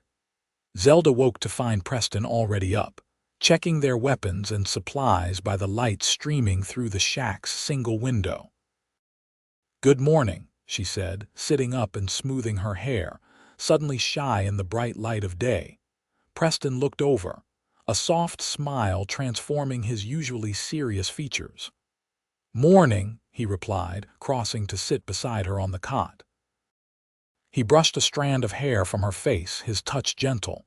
"Sleep well, better than I have in days," Zelda admitted, leaning slightly into his hand. "You?" "Same." He hesitated, then leaned in to press a brief kiss to her lips. "We should get moving soon if we want to reach Silver Creek by midday." Reality intruded on their moment of peace, bringing with it all the dangers they still faced. Zelda nodded, rising to help prepare for their journey. They departed the lined shack within the hour, their clothes mostly dry and their resolve renewed. The air was clean and sharp after the rain, visibility excellent across the rolling landscape they now traversed. Preston led them on a circuitous route, avoiding the main trails where Holloway's men might be watching. "Silver Creek is just beyond that ridge," he announced as they paused to rest the horses around mid-morning. "We'll approach from the east, through those woods. The church I mentioned is on that side of town." "And if Reverend Miller isn't there or won't help us?" Zelda asked, voicing the concern that had been nagging at her. Preston's expression was determined. "Then we find another way, but I believe he will." They continued their journey, entering the sparse woodland that would provide cover for their approach to the settlement. As they drew closer, Preston instructed Zelda to put on her disguise, the miner's clothes over her own, her distinctive auburn hair tucked securely under the cap. "Remember, you're my nephew Thomas, visiting from Denver," he reminded her as they neared the edge of the trees. "Keep your head down, voice low if you need to speak at all." The small white church came into view, set slightly apart from the main cluster of buildings that comprised Silver Creek. A modest house stood beside it, smoke rising from its chimney. "The parsonage," Preston explained, leading them toward it rather than the church itself. "Less conspicuous than walking up to the front door of the church." They tethered their horses behind the building, out of sight from the main road, and approached the back door. Preston knocked softly, then more firmly when there was no immediate response. After what felt like an eternity, the door creaked open to reveal an elderly man with kind eyes and a shock of white hair. He peered at them suspiciously until recognition dawned on his face. "Preston Keller," he exclaimed in a hushed voice. "Is that really you?" "It's me, Reverend," Preston confirmed. "Sorry to arrive unannounced, but we're in need of help and didn't know where else to turn." The old man's gaze shifted to Zelda, taking in her makeshift disguise with shrewd assessment. "You'd better come inside, both of you," he said, stepping back to admit them. "Quickly now." The parsonage was modest but comfortable, with well-worn furniture and bookshelves lining the walls. Reverend Miller led them to a small sitting room at the rear of the house, well away from windows facing the street. "Sit, sit," he urged, closing the door behind them. "You look half dead on your feet, the pair of you." Once they were seated, Preston made introductions. "Reverend, this is Zelda O'Connor. Zelda, Reverend Thomas Miller." "A pleasure, my dear," the Reverend said, his eyes twinkling. "Though I suspect that cap and those trousers aren't your usual attire." Zelda managed a smile as she removed the cap, allowing her hair to fall free. "Not exactly, Reverend. It's a necessity at the moment." "So I gather," he replied dryly. "I assume this has something to do with why there are men asking questions all over town about a tall cowboy and a red-haired woman." Preston and Zelda exchanged alarmed glances. "Holloway's men are already here?" Preston asked. "3 of them arrived yesterday," Reverend Miller confirmed. "Showing wanted posters, offering rewards for information, said you were dangerous criminals." He fixed Preston with a penetrating stare. "Which I find rather hard to believe of the man who once risked his life to recover my daughter's locket." "The charges are false," Preston assured him. "Fabricated by Victor Holloway to cover his own crimes." "Holloway," the Reverend repeated, his expression darkening. "That name is not unknown to me. His railroad has been trying to force my congregation to sell our church land for over a year now."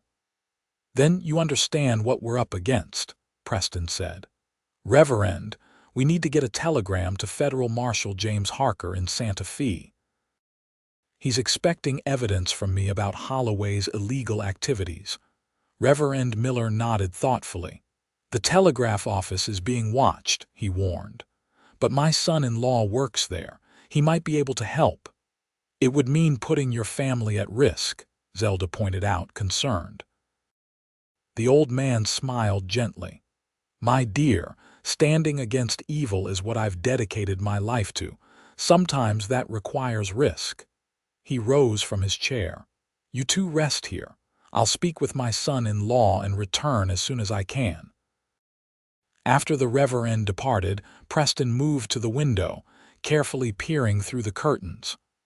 "I don't like letting him take the risk alone," he muttered.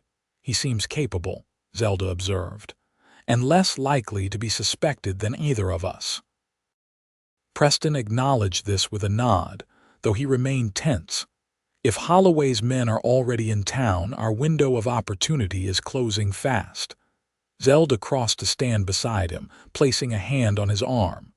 "We've come this far," she reminded him. "Have a little faith." He turned to her, his expression softening as he covered her hand with his own. "Faith hasn't been my strong suit these past few years," he admitted. "But you're right." They waited in tense silence for over an hour, jumping at every sound outside the parsonage. Finally, they heard the back door open and close, followed by Reverend Miller's familiar tread in the hallway. The Reverend's face was grave as he rejoined them. "The message has been sent," he reported, "but there's a complication. One of Holloway's men saw my son-in-law sending it and became suspicious. They're on their way here now." "We need to leave," Preston said immediately, reaching for his hat. "We've put you in enough danger already." "There's no time," Reverend Miller countered. "They're already in the churchyard." "But I have another idea." He gestured for them to follow him. "Quickly now." He led them through the house to what appeared to be a pantry. Pushing aside several sacks of flour, he revealed a small trapdoor in the floor. "The church was a stop on the Underground Railroad before and during the war," he explained, lifting the door to reveal a narrow set of stairs descending into darkness. "This passage leads to a room beneath the church sanctuary. You'll be safe there until they've gone." "What about you?" Zelda asked, concerned for the old man. "I'll tell them I haven't seen you," he replied simply. "It won't be the first time I've misled evil men to protect the innocent." Preston clasped the Reverend's hand. "We owe you a debt we can't repay," he said sincerely. "Live good lives," Reverend Miller replied with a gentle smile. "That will be repayment enough. Now go and take this." He handed Preston a small oil lamp. "The passage is dark." They descended into the hidden tunnel, the Reverend closing the trapdoor behind them. The air was cool and damp. The passage narrow but tall enough to stand upright. Preston lit the lamp, revealing rough stone walls and a dirt floor.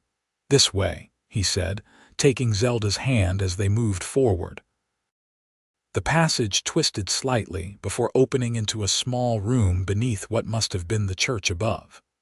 Simple wooden benches lined the walls, and a narrow shaft in one corner allowed a bit of light and air from above. "We should be able to hear what's happening in the sanctuary," Preston observed, pointing to the shaft. "Sound carries through there." Sure enough, within minutes they heard the church doors open and multiple sets of footsteps enter. Reverend Miller's voice drifted down to them, calm and steady. "Good afternoon, gentlemen. How may I help you?" "We're looking for two fugitives," a harsh voice replied.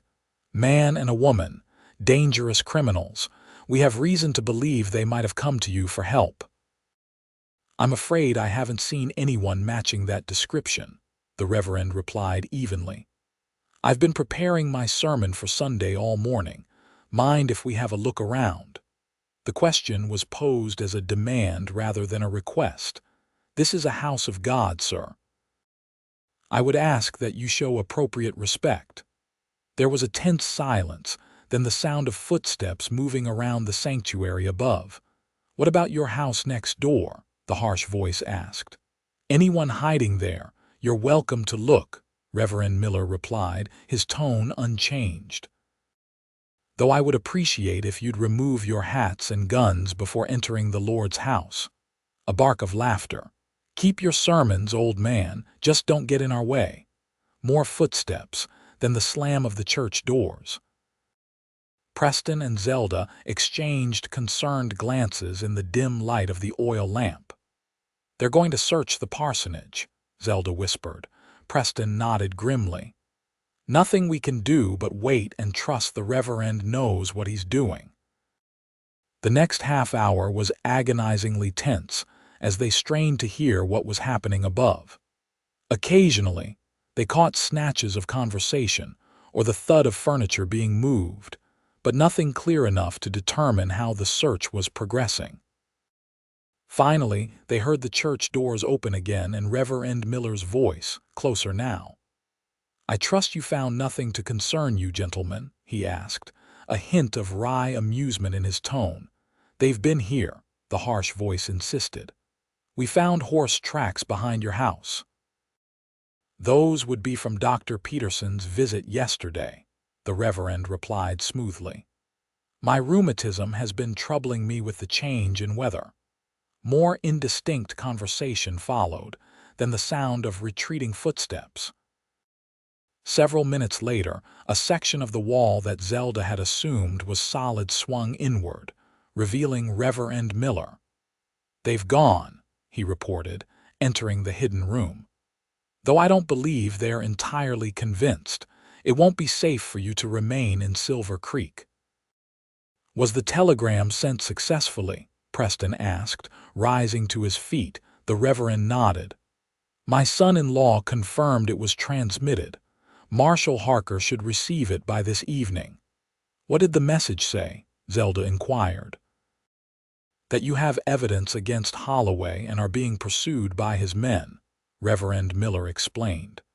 "That you request immediate assistance and will meet the marshal at Devil's Canyon in 3 days' time."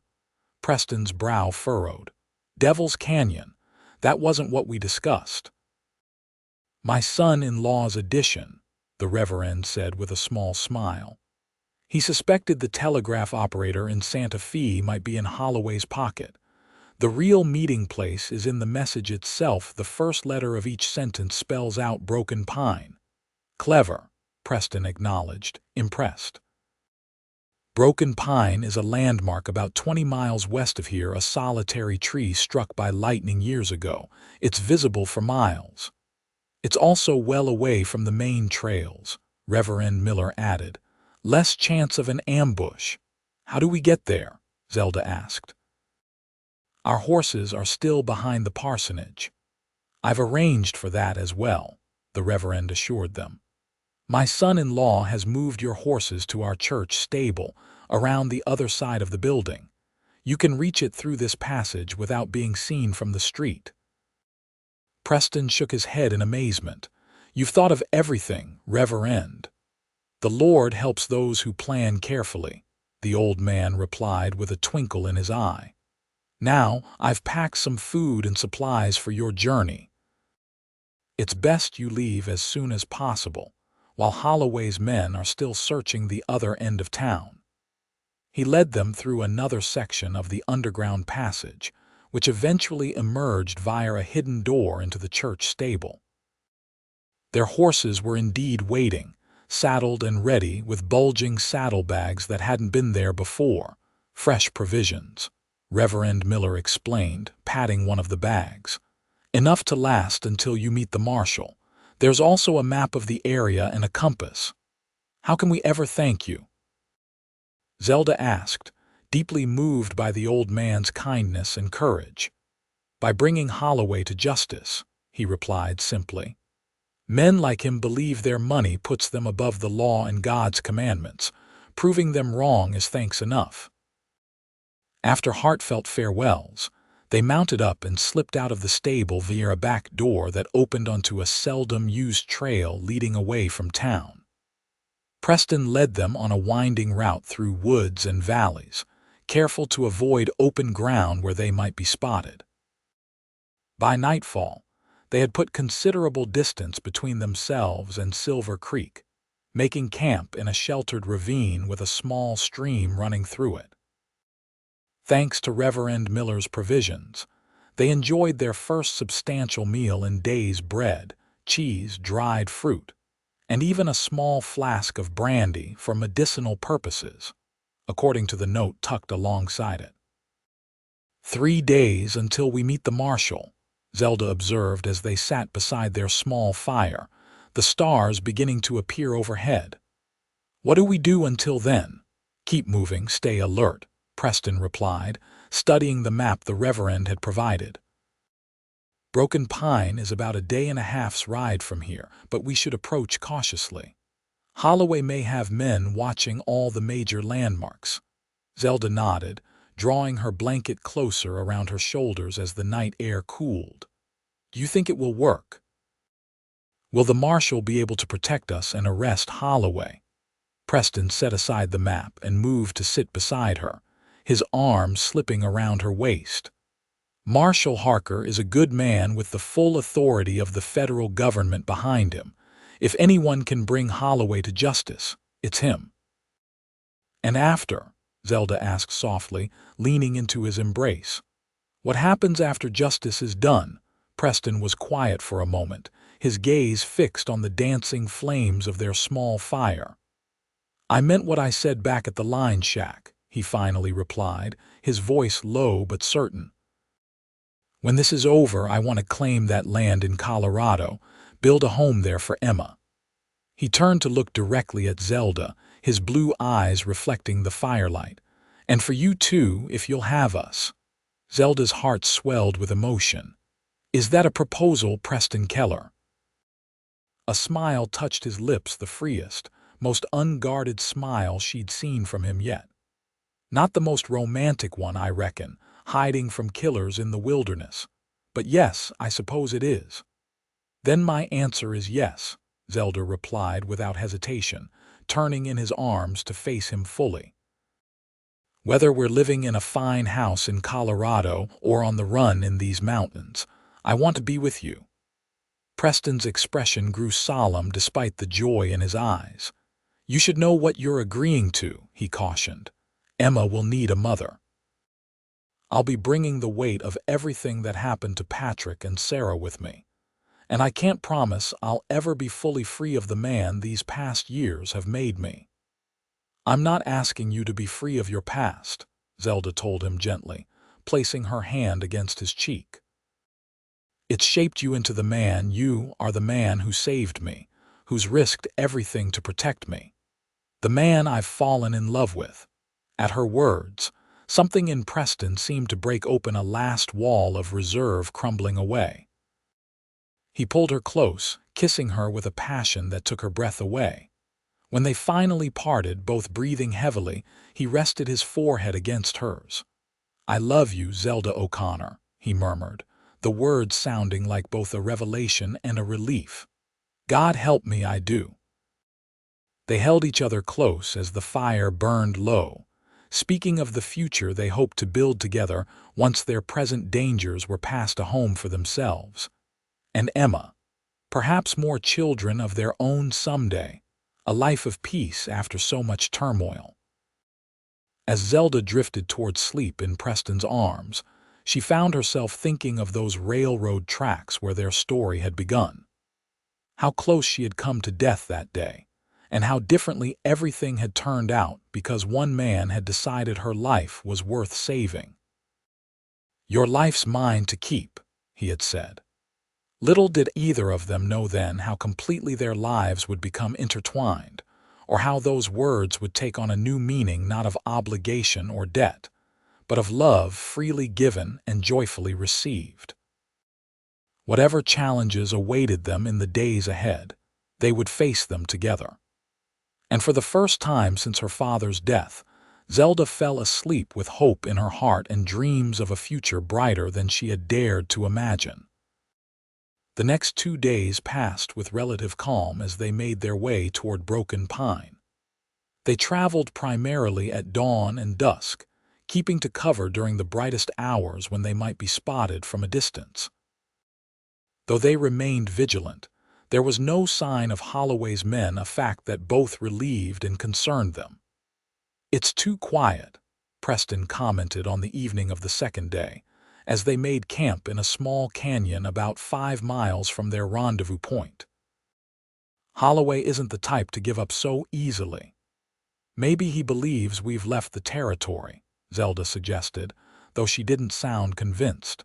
Preston shook his head as he unsaddled his horse. "More likely he's concentrating his men where he thinks we're heading. If he intercepted that telegram somehow." He didn't need to finish the thought. If Holloway knew about their planned meeting with Marshal Harker, they could be riding into a trap. "We'll approach Broken Pine carefully tomorrow," Preston decided as they shared a simple supper. "Scout the area thoroughly before revealing ourselves." Zelda nodded agreement, her expression thoughtful. "Preston, there's something I've been wondering about." "What's that?" "The evidence you've gathered against Holloway. You've never actually shown it to me. Is it documents?" "Witness statements." Preston's hand went to the inner pocket of his vest, where he extracted a small oilskin packet. "Both," he replied, untying the packet to reveal several folded papers. "Bank records showing payments to the men who attacked Patrick's ranch. Sworn statements from 2 of those men before they were hanged, implicating Holloway directly. Telegraph messages between Holloway and his foreman discussing plans to remove obstacles along the proposed railway route." Zelda examined the documents with growing astonishment. "This is incredible, Preston. With this evidence, how has Holloway remained free all this time?" "Money buys influence," Preston replied grimly. "Local sheriffs, judges, even territorial officials, Holloway has them all in his pocket. That's why we need the federal marshal. He answers to Washington, not to local power brokers." He carefully refolded the papers and returned them to their waterproof packet. "This is what Holloway's really after. Not just you or me, but these documents that could destroy him." The realization added another layer of tension to their situation. They were not just fleeing for their own safety, but carrying evidence that could bring down one of the most powerful men in the territory. They slept in shifts that night, neither willing to risk being caught unaware before their crucial meeting. As dawn broke on the 3rd day, they packed up camp and prepared for the final leg of their journey to Broken Pine. The landmark was unmistakable when they finally spotted it, a massive pine, its top half shattered by some long-ago lightning strike, standing alone on a rise overlooking a sweeping valley. From their position in a grove of trees about a mile away, Preston surveyed the surrounding area through a small spyglass.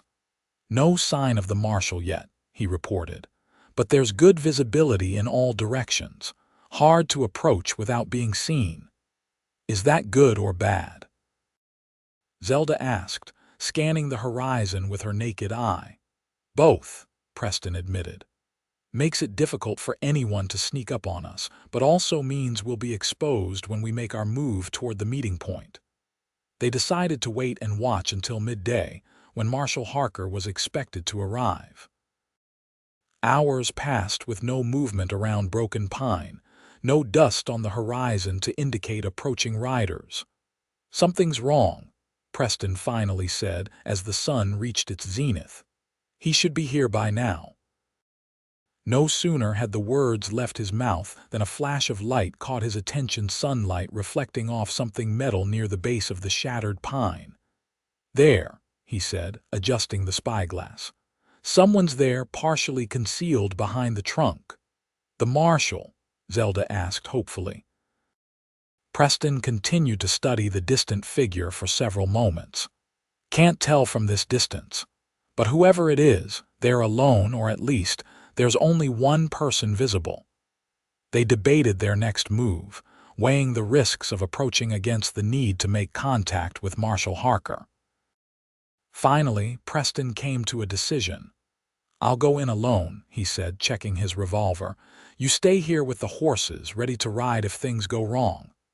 "No," Zelda objected immediately. "We stay together. That was the agreement." "Zelda, if it's a trap, then we'll face it together," she insisted, her expression resolute. "I'm not letting you walk into danger alone, Preston. Not now, not ever." He studied her face for a long moment, then nodded, a reluctant smile tugging at his lips. "You're the most stubborn woman I've ever met. You know that. So you've mentioned," she replied, returning his smile. "Now, what's the plan?" They decided to approach from the east, using a shallow ravine that would provide some cover for most of the distance. As they drew closer to Broken Pine, moving cautiously on foot and leading their horses, Preston kept his revolver ready, while Zelda carried the rifle from her saddle scabbard. When they were within 100 yards of the landmark, a voice called out, "That's far enough. Identify yourselves." Preston and Zelda froze, exchanging glances. The voice was unfamiliar to both of them. "My name is Preston Keller," Preston called back. "I'm here to meet Marshal James Harker." There was a pause. Then the figure partially hidden behind the tree stepped into full view, a tall, broad-shouldered man with a silver star pinned to his vest. "I'm Harker," he announced, his hand resting near his holstered revolver. "Step forward slowly, both of you. Keep those weapons pointed at the ground." They complied, moving cautiously into the open area around the shattered pine. As they drew closer, Zelda could see that Marshal Harker was an imposing man in his 50s, with iron-gray hair and a neatly trimmed beard. His weathered face bore the lines of someone who had seen his share of trouble, but his eyes were sharp and assessing. "You're late," Preston observed as they reached speaking distance. "Had to make sure I wasn't being followed," Harker replied, his gaze moving between them. "This must be Miss O'Connor," Zelda nodded, surprised. "You know who I am." "Reverend Miller's message mentioned you by name," the marshal explained. "Said you were both being pursued on false charges." "That's right," Preston confirmed, relaxing slightly now that he was confident of the marshal's identity. "I have evidence that proves Victor Holloway is behind a series of crimes, including murder and land fraud." "Let's see it," Harker requested, extending his hand. Preston hesitated, old habits of caution dying hard. "How do I know I can trust you?" A hint of approval flickered in the marshal's eyes. "Healthy skepticism. I'd be concerned if you handed over your evidence without question." He reached into his coat and withdrew a folded document. "My credentials from the Department of Justice, and a letter from Judge Carlton in Denver, who I believe you've worked with before." Preston examined the papers carefully before returning them with a nod. Judge Carlton is a good man. If he vouches for you, that's good enough for me." He produced the oilskin packet containing his evidence and handed it over.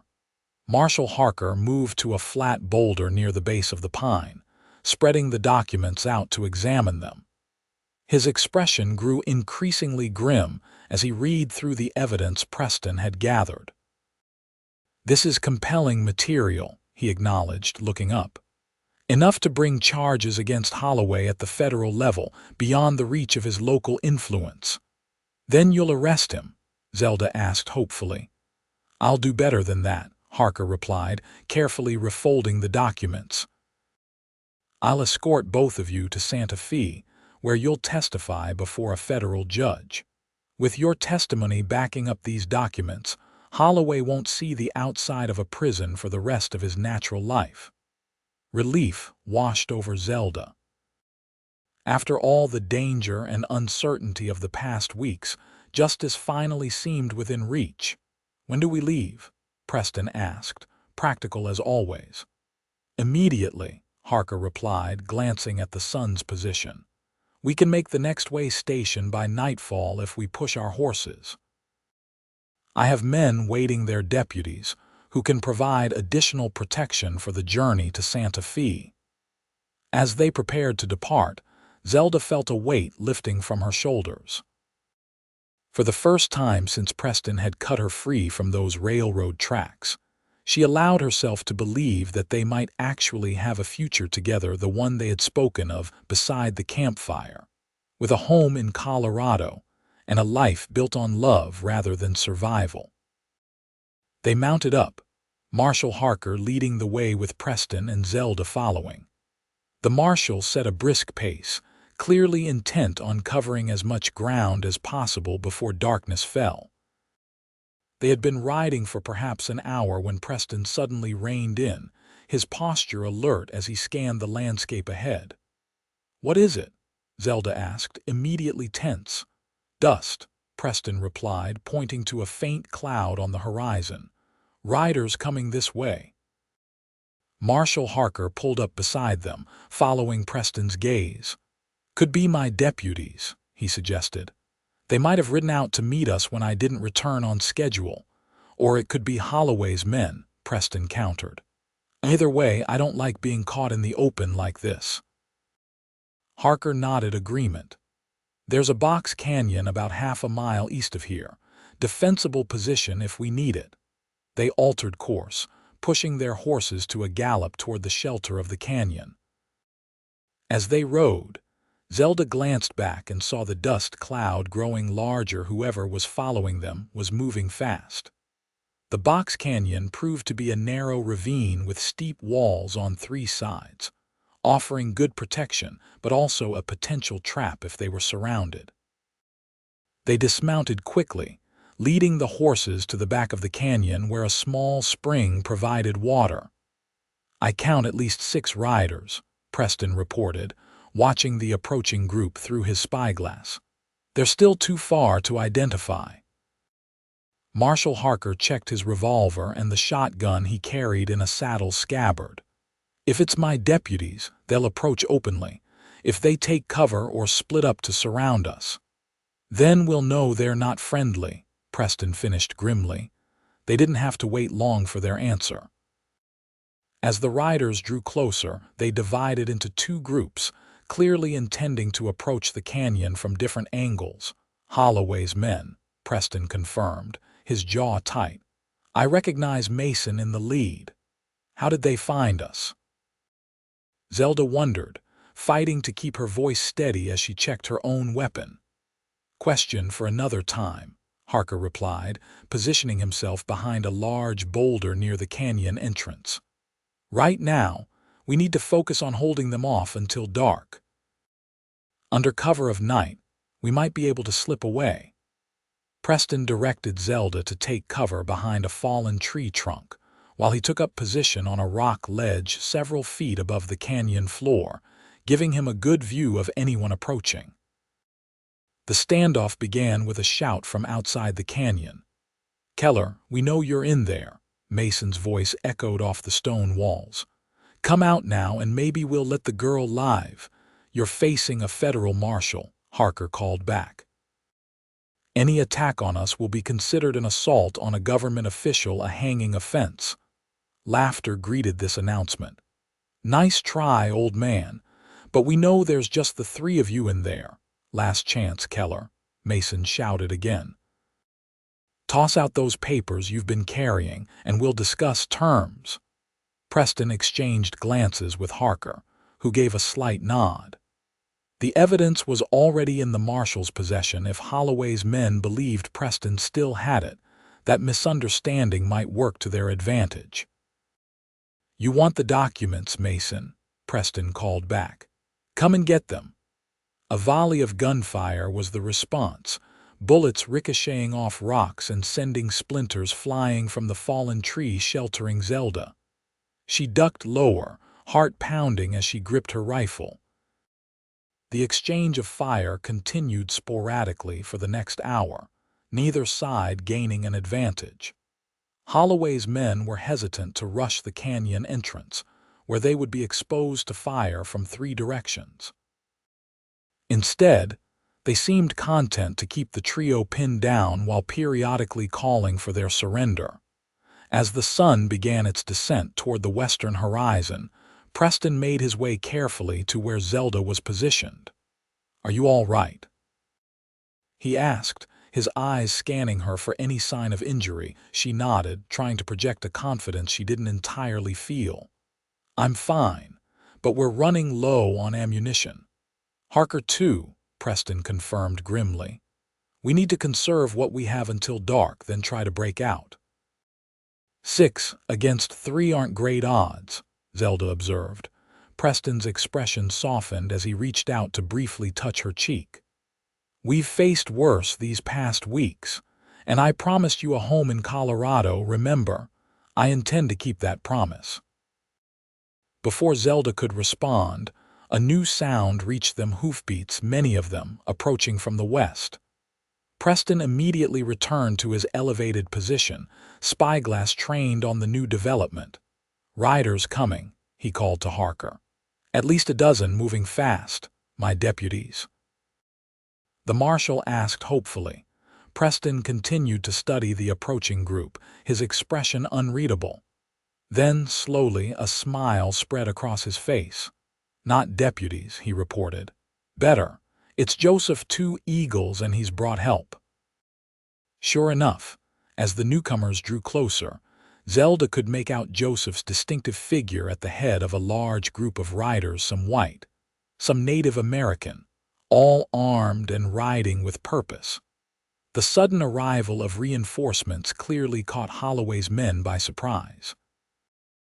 They scrambled for their horses, but Joseph's group had already split to surround them. A brief, intense exchange of gunfire followed, then silence. It's over, Joseph's voice called out. You can come out now, my friends.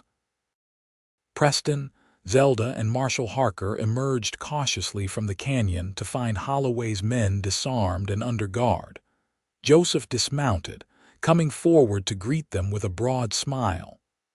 I told you I owed Preston a debt, he said in response to their astonished expressions. When more of Holloway's men arrived in Silver Creek asking questions, I decided it was time to repay it. You saved our lives, Preston acknowledged, clasping Joseph's hand warmly. Again. Who are these men? Harker asked, gesturing to Joseph's companions. Friends, Joseph replied simply. Ranchers, traders, miners, all with reason to hate Holloway and his methods. When I told them Preston Keller was bringing him to justice, they were eager to help. One of the captured men, Mason, spat on the ground. Holloway will have your heads for this, he threatened. All of you. Marshal Harker stepped forward, his badge gleaming in the late afternoon sun. Victor Holloway is about to have problems of his own, he announced.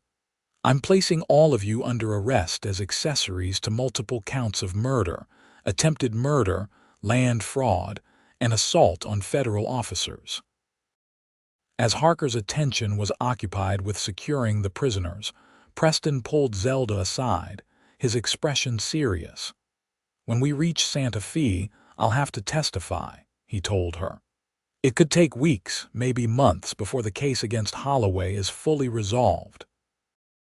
"I know," Zelda replied, understanding his concern, "and I'll be right there with you every step of the way."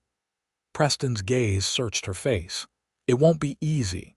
Holloway has resources, influence. Even from a jail cell, he could be dangerous." "Preston Keller," Zelda said firmly, taking both his hands in hers. "After everything we've been through, do you really think I'm afraid of a trial? Or of waiting for justice to be done?" A slow smile spread across his face as he pulled her closer. "No, I don't suppose you are," he admitted. "You're the bravest woman I've ever known, Zelda O'Connor." "Soon to be Zelda Keller," she reminded him with a smile of her own. "As soon as this business with Holloway is settled," Preston promised, sealing the vow with a kiss that spoke of all they had endured together and all they had to look forward to. As they broke apart, Joseph approached, a knowing twinkle in his eye. "I see some things have changed since I last saw you two," he observed. Preston kept his arm around Zelda's waist, no longer feeling the need to hide their relationship. "You might say that," he agreed. "Joseph, I owe you more than I can ever repay." The older man waved away the sentiment. "Friends do not keep ledgers," he said simply. "Now, shall we escort Marshal Harker and his prisoners to Santa Fe? I believe you both have testimony to give and a future to begin." 3 months later, on a crisp autumn day in Denver, Zelda stood before a small mirror in the back room of St. Mark's Church, adjusting the simple lace veil that crowned her auburn hair. Her wedding dress was ivory silk, modest but elegant, with pearl buttons down the back that had taken her nervous fingers nearly 10 minutes to fasten. A soft knock at the door preceded the entrance of an elderly woman with kind eyes and a warm smile. "It's almost time, my dear," Martha Keller announced, coming to stand beside Zelda. "And may I say, you make a beautiful bride." "Thank you, Aunt Martha," Zelda replied, a flutter of nerves and excitement in her stomach. "Is Emma ready?" "Oh yes," the older woman chuckled. "She's been practicing her flower girl duties for weeks. I don't think Preston has a single rose left in his garden." The mention of Preston brought a smile to Zelda's face. After the trial in Santa Fe, which had ended with Victor Holloway, sentenced to 20 years in federal prison, they had traveled to Denver to meet Emma and begin their new life. Preston had purchased a small ranch just outside the city, with good pasture land and a sturdy house that they had spent the past month making into a home.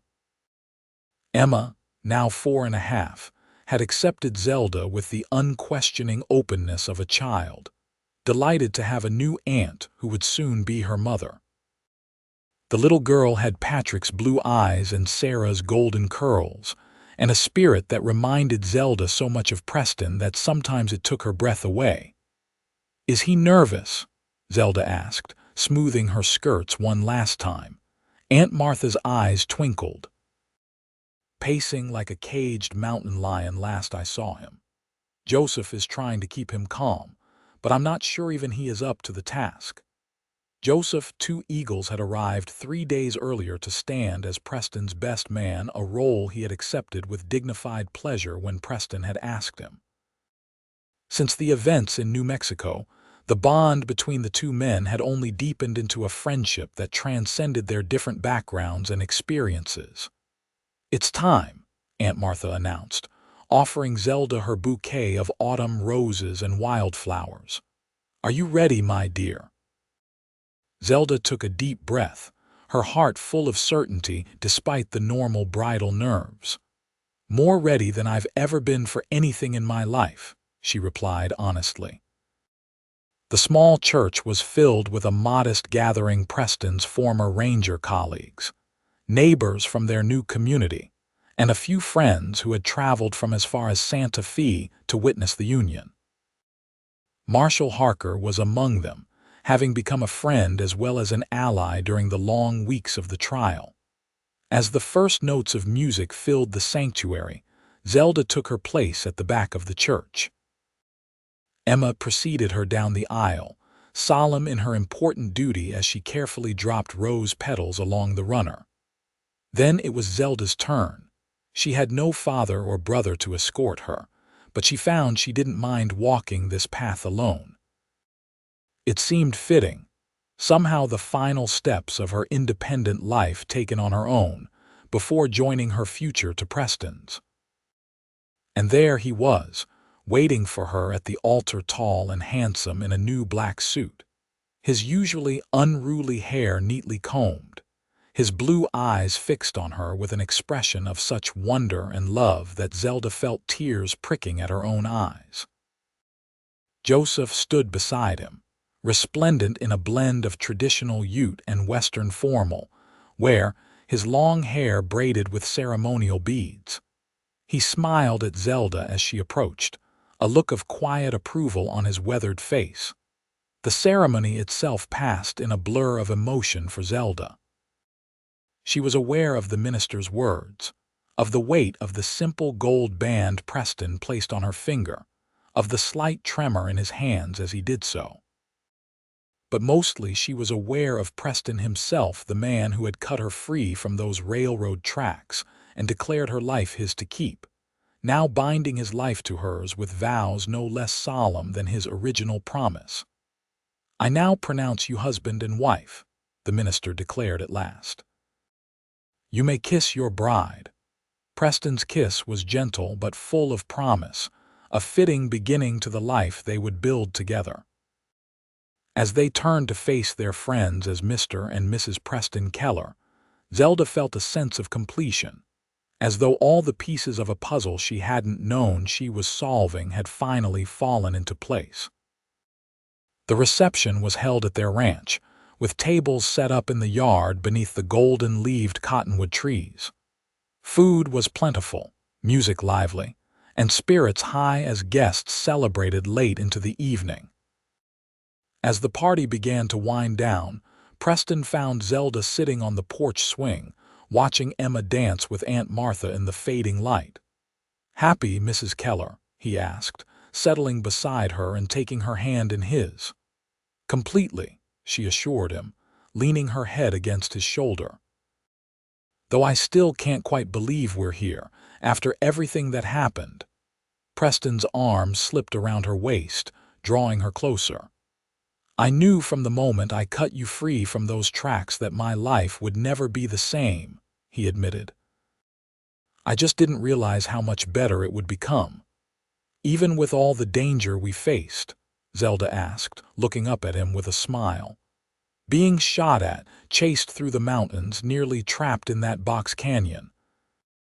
"Even then," Preston confirmed, his expression serious despite the lightness of her tone. "Because every moment of danger was also a moment with you, learning your courage, your strength, your heart." He pressed a kiss to her forehead. "I wouldn't trade a single second of it, good or bad." From the yard, Emma's voice called to them. "Uncle Preston, Aunt Zelda, come dance with me." They exchanged smiles, rising together from the swing to join their niece, soon to be their daughter, once the adoption papers were finalized. As Preston swung Emma up into his arms, her delighted laughter ringing through the twilight air, Zelda felt a surge of gratitude for all the twists of fate that had brought them to this moment. From railroad tracks to wedding vows, from fear to love, from solitude to family, their journey had been neither simple nor easy. But standing here now, watching the man she loved dance with the child who would be theirs, Zelda knew that every step had been leading them home, home to each other. Home to Emma. Home to the life they would build together, day by day, year by year, with the same courage and determination that had brought them through their darkest hours. "Your life's mine to keep," Preston had declared that fateful day. What neither of them had known then was that in saving her life, he had also saved his own, and created something new and precious that belonged to them both. As the last rays of sunset gilded the Colorado mountains in the distance, Preston caught Zelda's hand, drawing her into the dance with him and Emma. Their small family circle, complete and joyful under the vast western sky that had witnessed both their trials and their triumph. The beginning of their greatest adventure yet.